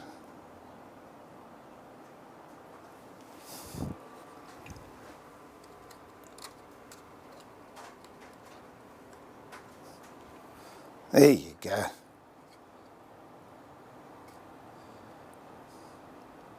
So now I'm going to transfer using that jig that I made, those lines down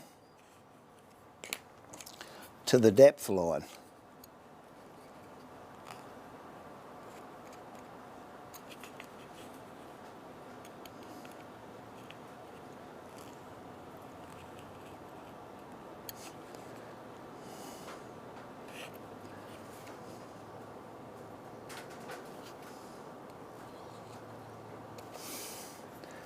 Turn the jig over, go the other way.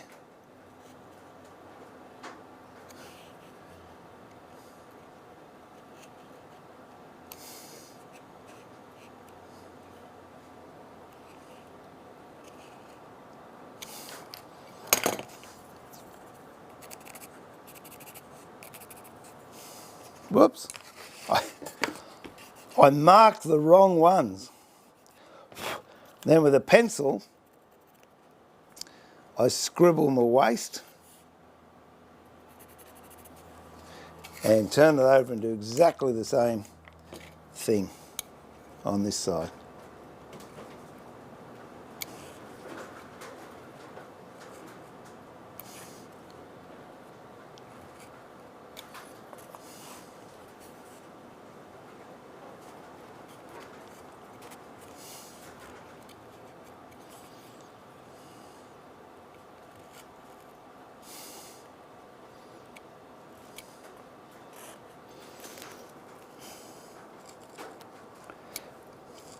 And this is the advantage of doing tails first, because I can transfer this pattern onto both sides, as I've done there.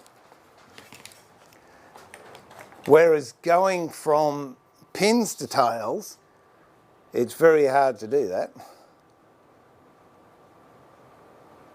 So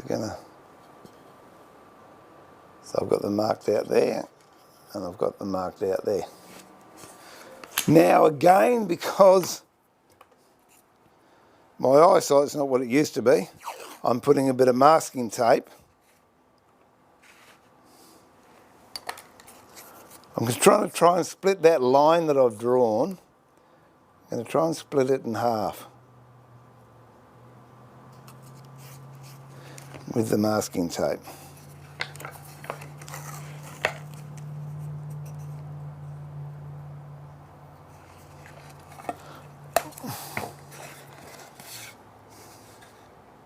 So now I know I can go to that depth.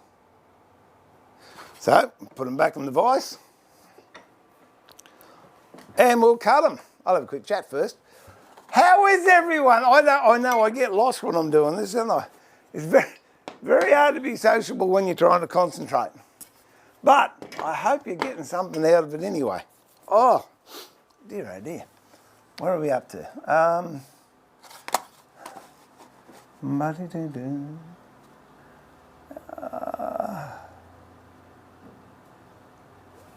Joshua, that was the last potion I took too. There you go. All the best, Brian. Yeah, bench hooks are good, Ben. You want that saw? Which saw? The Japanese saw? That saw, or was I using another one? That one you can buy from Carbotech. And the thing I like about this one is you can change. Stop looking down there, look at you. You can change the blade. It's a very, very nice saw. Or were you talking about the other one I was using? That's a very nice saw too. Oh dear.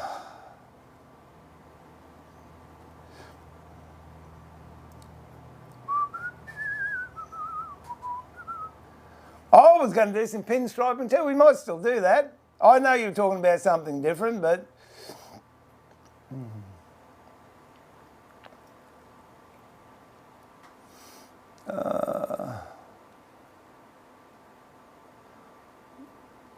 Oh, the Japanese, yeah, Carbotech.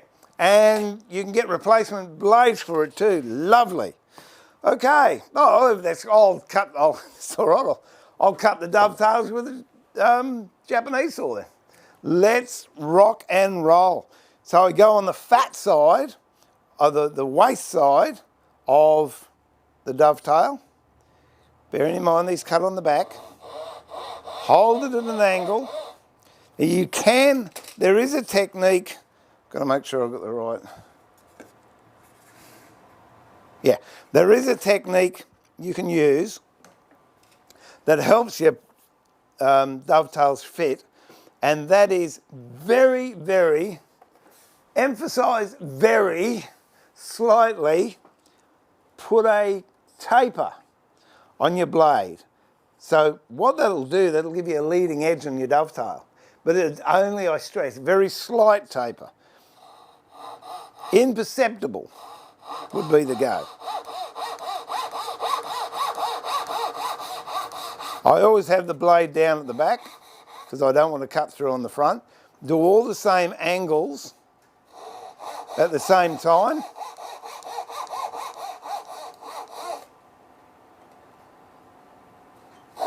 That helps with the muscle memory. And then come back the other way. And this time have the taper going that way. So the opposite way. So I don't know, can we get a picture on here? Let's see, on, up there. Am I there? Look at that, I'm there. So, yeah, a very slight taper the other way.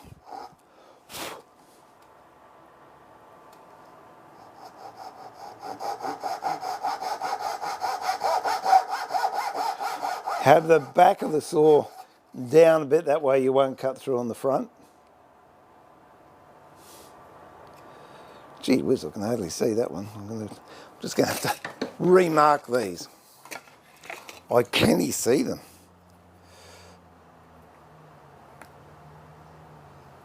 There you go. I suppose if I put a light there I could, couldn't I?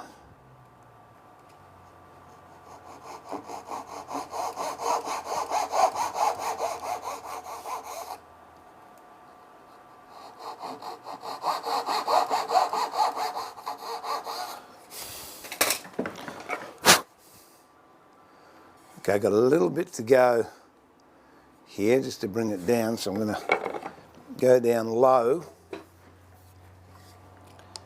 and I'll change my glasses so I can see when I'm on the line.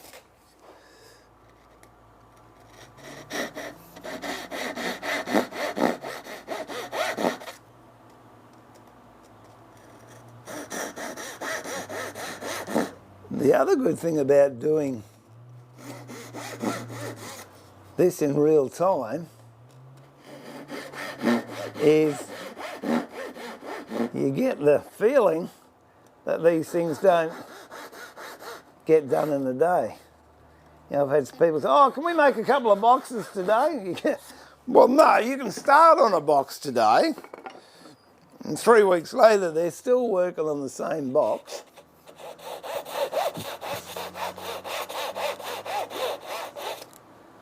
I mean, the more you do, if I wasn't talking, I'd have this drawer done by now. But get it right slowly, and then with practice you'll get the speed.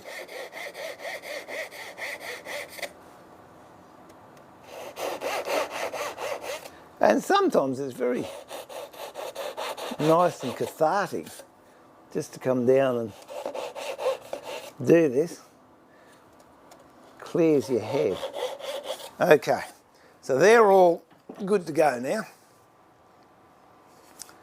Now what I'm going to do is take the waste out, or what we can do is, whilst we've got that saw, we'll knock off these edges here.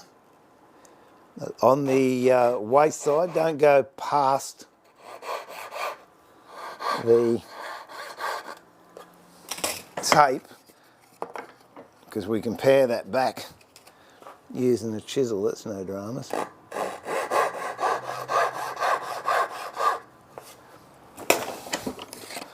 And then use a coping saw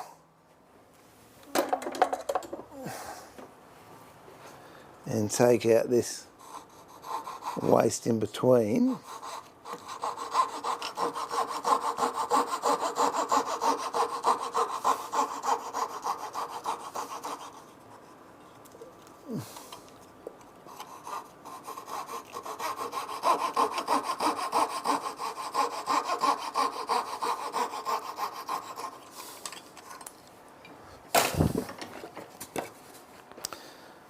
There's the start of your dovetails.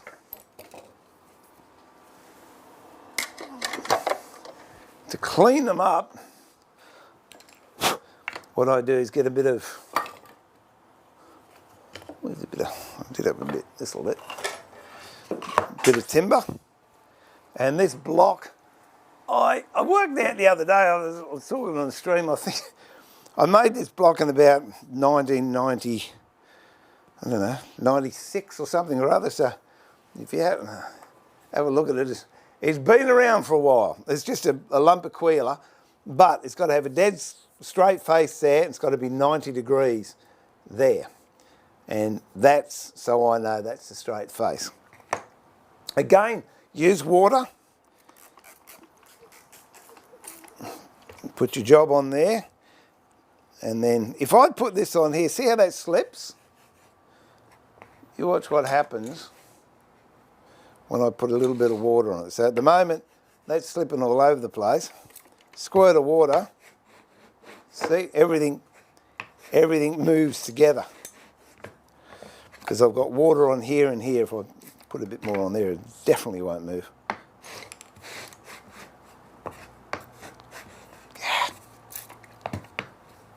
Make a liar out of me. There you go. And all that is, that's the water swelling the wood grain up and making it lock. Now I'm moving this so it's right on that tape line.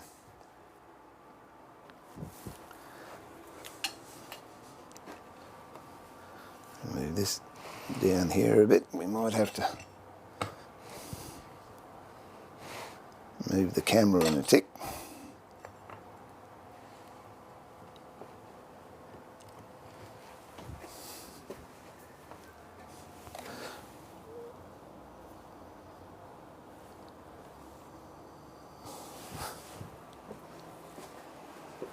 And we'll see if we can get me back up in the picture.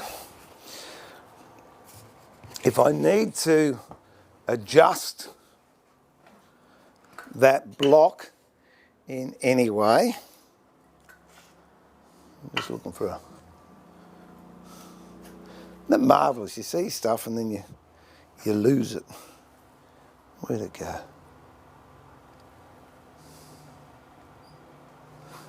Oh, it doesn't matter. I'll use... Whoops. That was an air hose.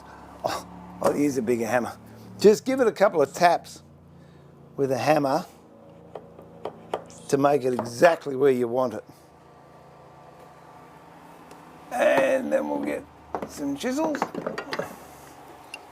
and pare down that waist. Make sure your chisel is narrow enough to go through where the waist is. If you look at that one, it's too wide and I'll bruise the corners of the tails. And again, start out from where the waist is and work your way back. If your chisels are sharp, you should be able to just do it by leaning on it like this. Don't go all the way through. Go about halfway or 2/3.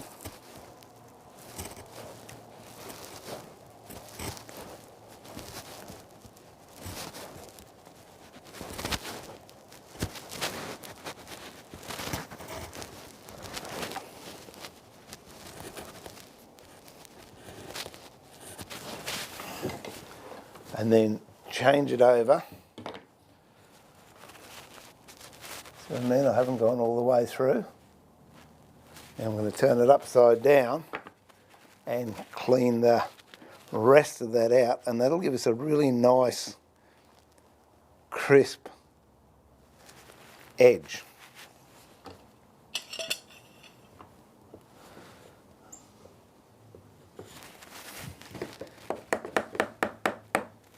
Tap it up.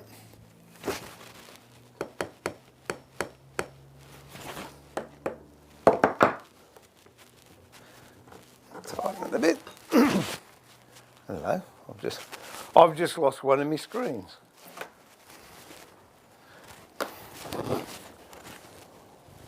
And Again, start on the outside and work your way back in.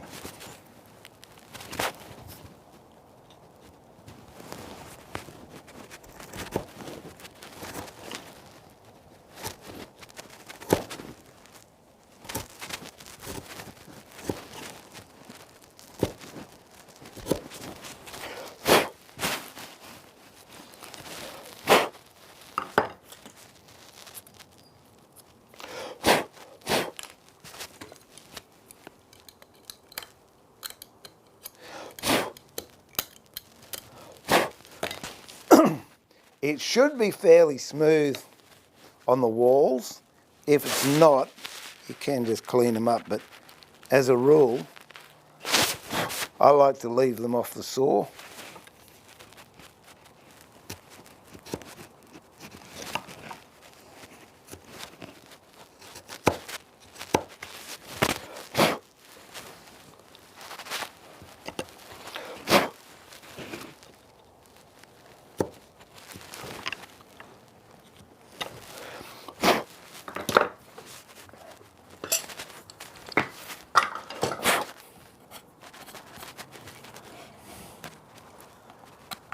Clean any dags out just using a knife.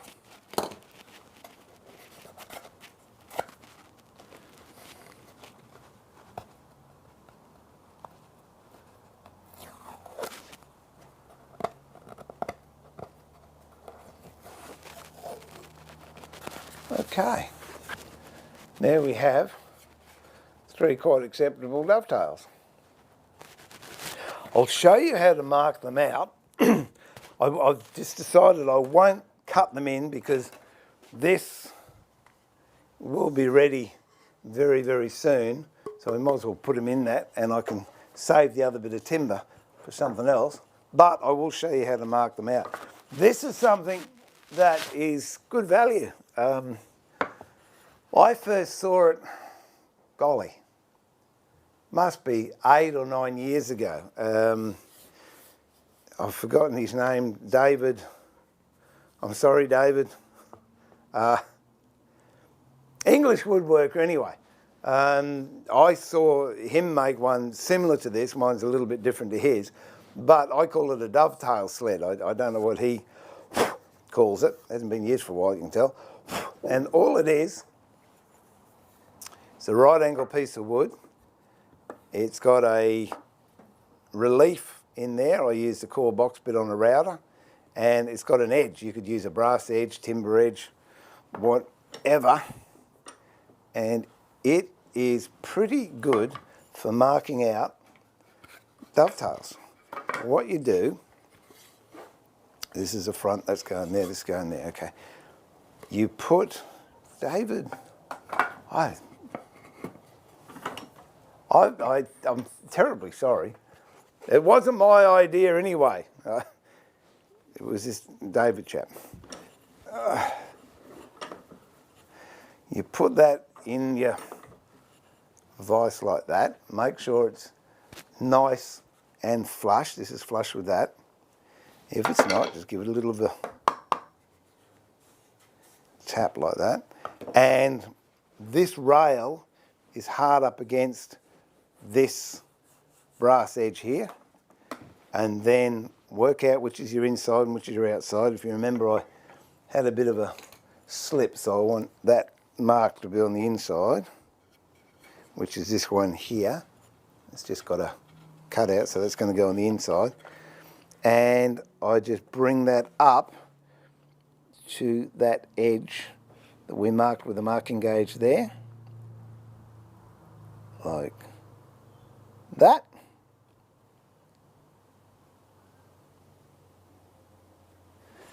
And hold it, and then with my knife I just cut in the silhouette of the dovetails we've made.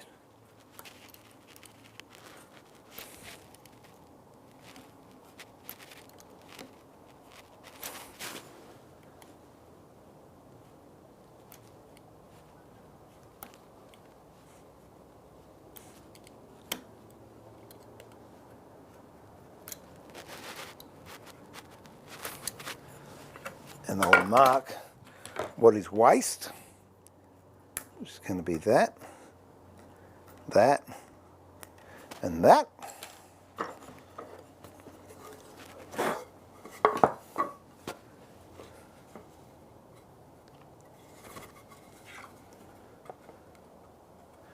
And then the thickness is why you need another marking gauge. The thickness of this timber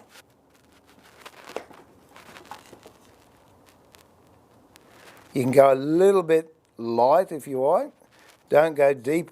Don't go deeper than the width of the timber, but you can go a little bit lighter if you want, and that allows you to clean up. You then draw that line down here like that. Put this back in the vise, or we'll use the masking tape again. See if you can just half that marking line.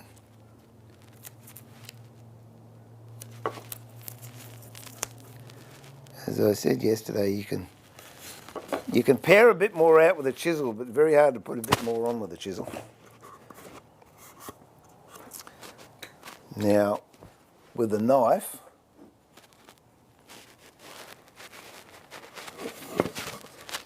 bring these corners just over the edge like this.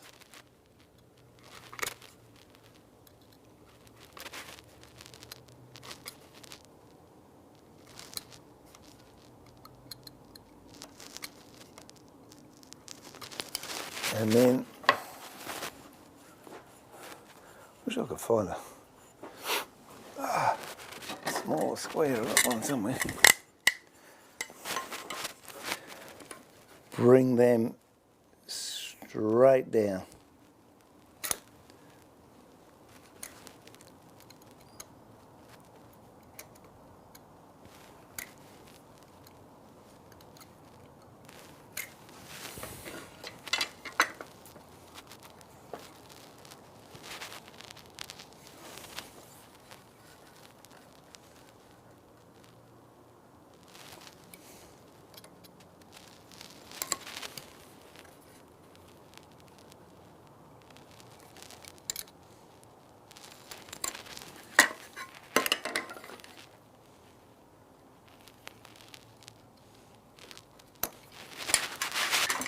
Mark the waist, which is going to be where the tails are going to go, and that's going to leave you with the pins.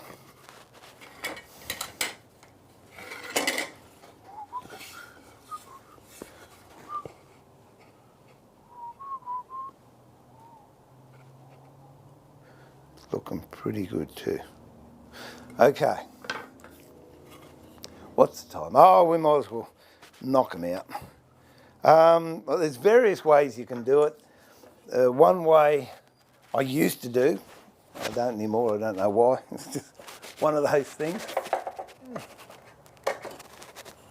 You used to cut a lot of the bulk out using a coping saw.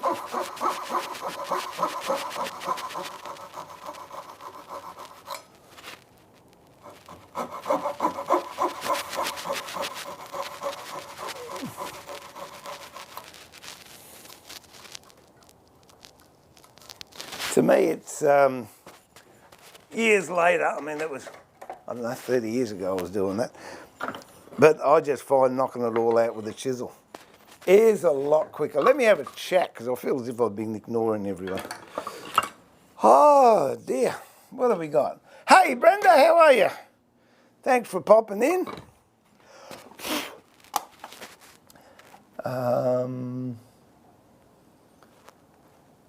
BG, g'day! Dovetails are my nemesis. Oh no, they're good fun when you get into it. They're hard when you try and explain what you're doing, but when you don't have to think, it's easier. They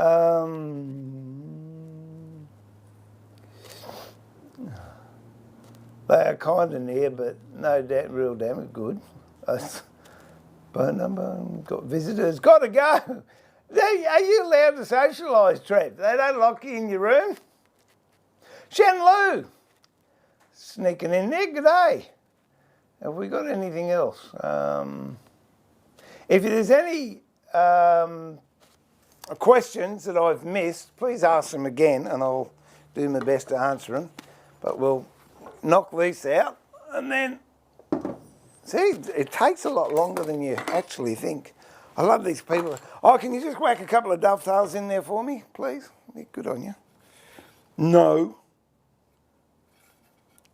Yeah, that's that one. That's that. Where did the bit go? Again, a squirt of water. Put that on there.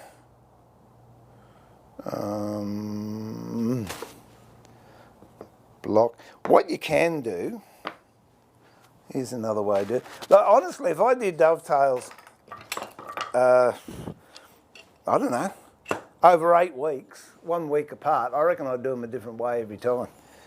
It's just, it's not that I'm clever, it's just I forget how I do them. And I know what end result I want, so it doesn't really matter. So what I'm doing here, I'm knocking down here and there. Actually, we might, no, I might cut that first. See what I mean? All these different ways of doing things. Okay, so with, here's Japanese saw again, I'm going to just cut down the side of these on the waist side. So the saw cut stops at that line we drew there and stops at the back where the tape is. The other way I was going to do, I was just going to knock them all out with a chisel, which is quite good too. See if you can stay on the waist side. I don't think I did on that one. If you stay on the waist side, you've got an opportunity to tune it. If you don't, you sometimes forego that luxury. There you go. That'll give us a bit of guidelines. All right. So we're back here.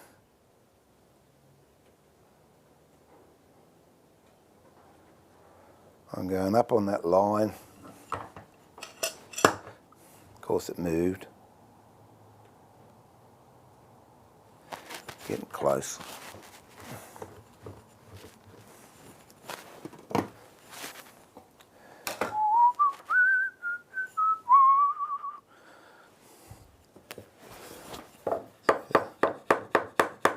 Get a little tap until all the green tape has disappeared. It's always a good sign. Now you can either pare down or use a mallet.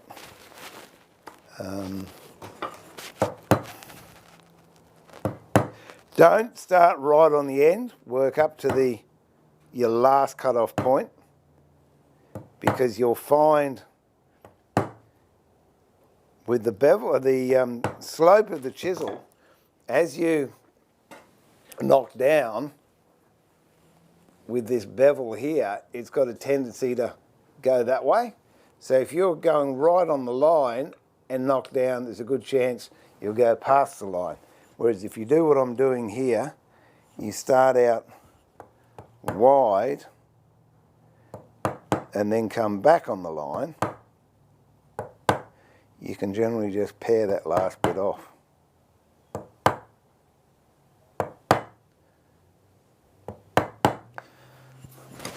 And then you can come in this way.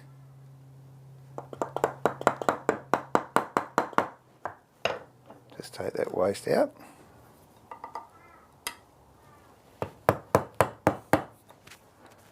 Let's see. So come in there. Get rid of that waste.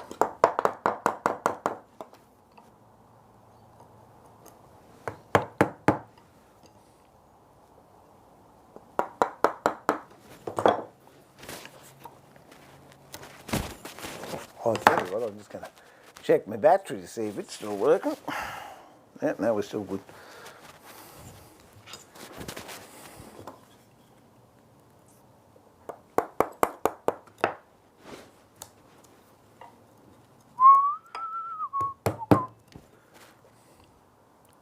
Again, you can do it this way, or you can put it in a vise and go from the top,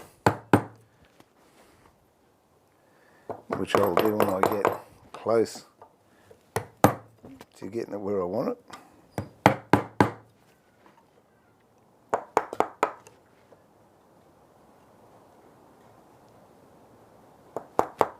Gee, that wind's howling out there.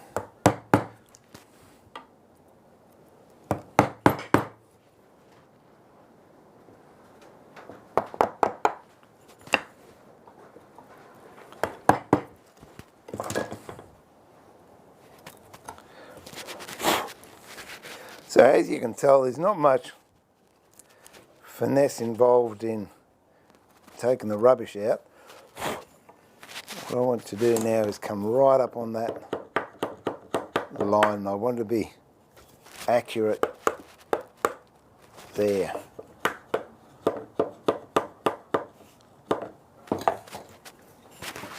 Alright, so now this is the important one. You want to get right.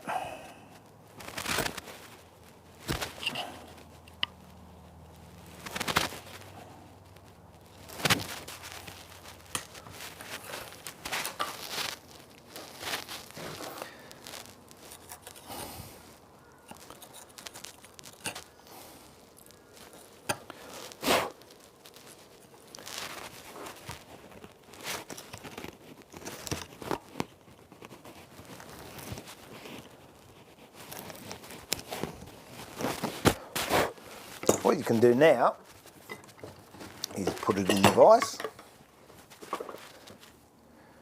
and just take the rest of it out.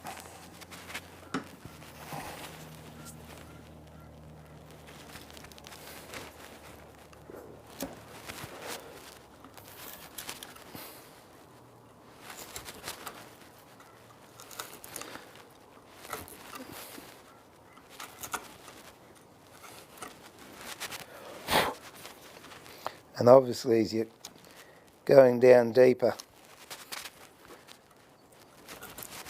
into the socket, you can change the size of your chisel because it's wider at the base than it is at the top.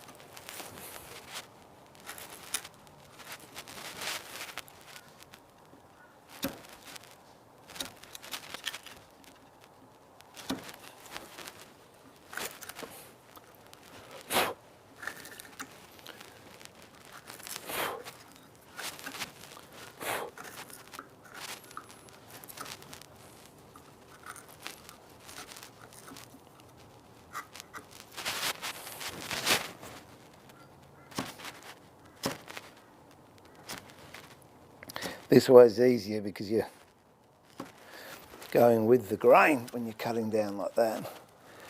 But we're on the downhill run. If you have to adjust your dovetails to adjust the pins, adjust the pins, not the tails. We might have to do a little bit of adjusting, I don't know. Great sound that, isn't it?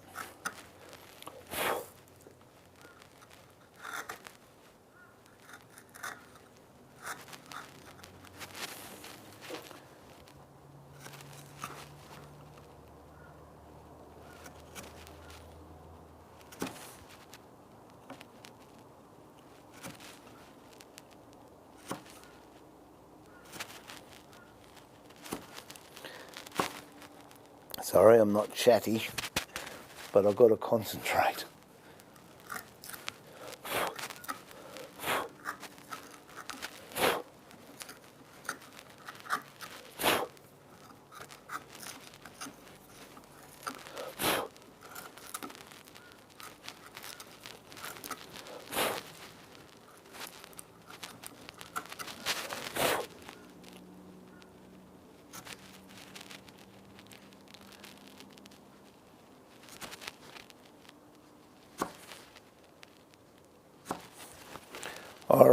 moment of truth.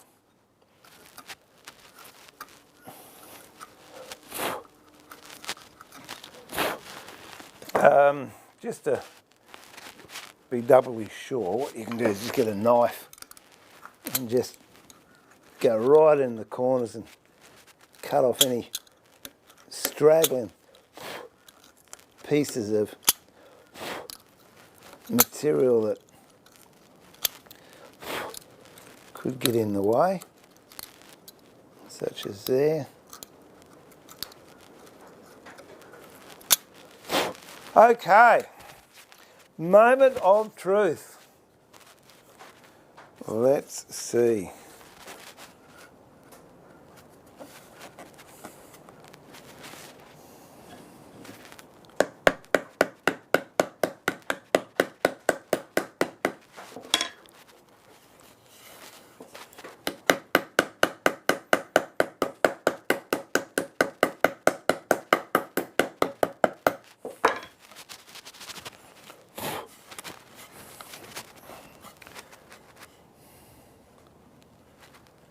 That's pretty darn close. I've just got a little bit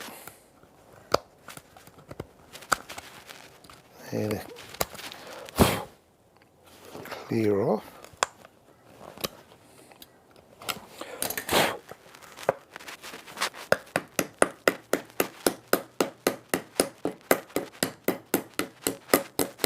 I won't push these all the way home, but because I'll put them into that other drawer.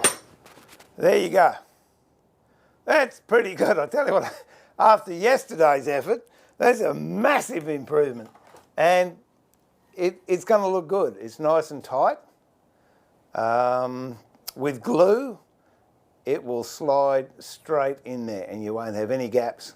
And I reckon it's going to look pretty special with this behind it. So let's just see.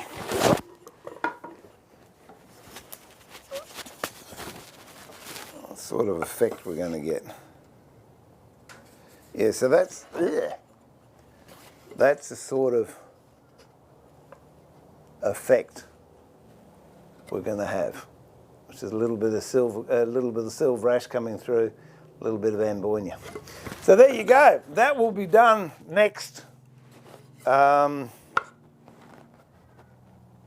Next stream. As I said, I can't guarantee it's going to be Saturdays, but I can guarantee I will video this entire process so you'll learn how to make a drawer from scratch. And I don't think we turned one machine on then, so that was pretty good. Been a long haul, so thanks for sticking in there with me. I hope there was some value in there and you might have picked a couple of hints up. To me, the number one thing is I wasn't happy with the dovetails I did in the video last night, and to come up with this way of fixing it is brilliant. And then you're going to have something you're going to be proud of and not, oh yeah, don't worry about the dovetails. No, I had an off day when I did those. No, take the time, go back, spend a bit of time on doing it properly. If you don't know, ask someone. If you're not sure, do a test pit, see what happens. It's only timber, it grows on trees, they tell me. And who knows? We didn't get as far as I thought we'd get, but it is what it is, and it takes as much time as it takes. So there in itself, I guess, is a part of a demonstration. I will have these done next stream, so I'll have both rails done there and there. I won't do the through dovetails at the back, and we've still got, this is the anatomy of a drawer, and what we're going to cover is, okay, that's what we've done so far, just the dovetails. These are through dovetails, different kettle of fish. These in here are drawer slips, which you can see at the back. I'll show you how to fit those. That's a drawer bottom, and you see how it's moulded to fit. We'll cover that. There's cockbeading on the front. We'll cover how to do that. And also on this one, there is stringing, which is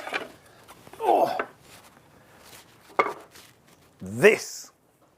And I've got this bit to do, so I'll show you how to put stringing in there, and it will eventually end up like that, that when we put a little bit of finish on there or something, it really just makes it come to life. So there are all the things we've got coming, plus fitting handles, and then actually inside the carcass, you've got drawer runners, you've got dust panels and kickers. So that's more. It's a lot more than banging 4 bits of wood together with the nail, really, when you look at it. But I hope you hang in there. I hope you get something from it, and I hope you enjoy it. And thanks again for Carbotech for suggesting or asking me to do this. And in the next week, I'll do another stream. As I said, I don't know when, but it doesn't matter because it'll be on the Carbotech channel and you can check it out. And eventually I'll take all my chatter out and what have you, and I'll put it together as a series of videos of how to build a drawer. So there you go. So let's have a catch up before we go. No, it wasn't David Charlesworth. No, hang on, I'll tell you. David. It starts with a B. I think. Let me just see if I can find him. As soon as I find my keyboard, where's my keyboard?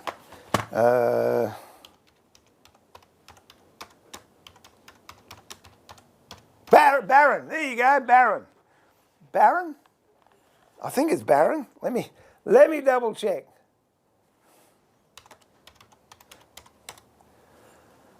No, Baron, yeah, David Baron. David, B-A-R-R-O-N.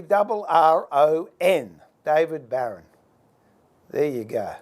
And as I said, I saw that many, many years ago, and I'm more than happy to give credit to people that I think have great ideas and I use, because believe me, I'm not that clever to come up with stuff myself.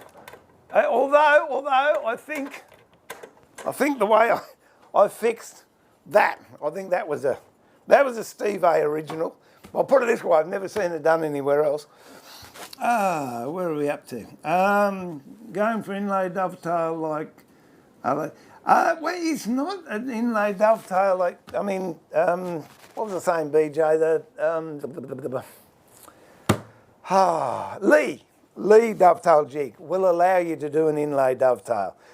So mine is an infill. Actually, it would be an infill dovetail, not an inlay. And it will become a feature that people say, I love what you did there. I say, yeah, well, that was a mistake. But then you don't tell them that, not until they bought the piece, and then you can tell them if you like. Oh, dear. Yeah, thanks, Jared. No dramas. Thanks, Panda. I appreciate that. We will. Everyone else take care out there too. So this is Steve for Carbotech, the wonderful world of woodwork, pulling the shed door down and saying thank you so much for your patronage. If you're new to the Carbotech channel, please hit the subscribe button and you'll get notifications. You'll get notifications when I'm streaming. Hit the like button, and if you've got any questions, either email me or email Carbotech or put them in the comments below, and I will do my best to answer them. So I look forward to having your company again in the workshop very, very soon at the workbench. Until then, good afternoon, good night, good evening, g'day. This is Steve Hay saying thank you very much, and I look forward to seeing you very, very soon. Stay safe, be good, and be creative. Bye for now.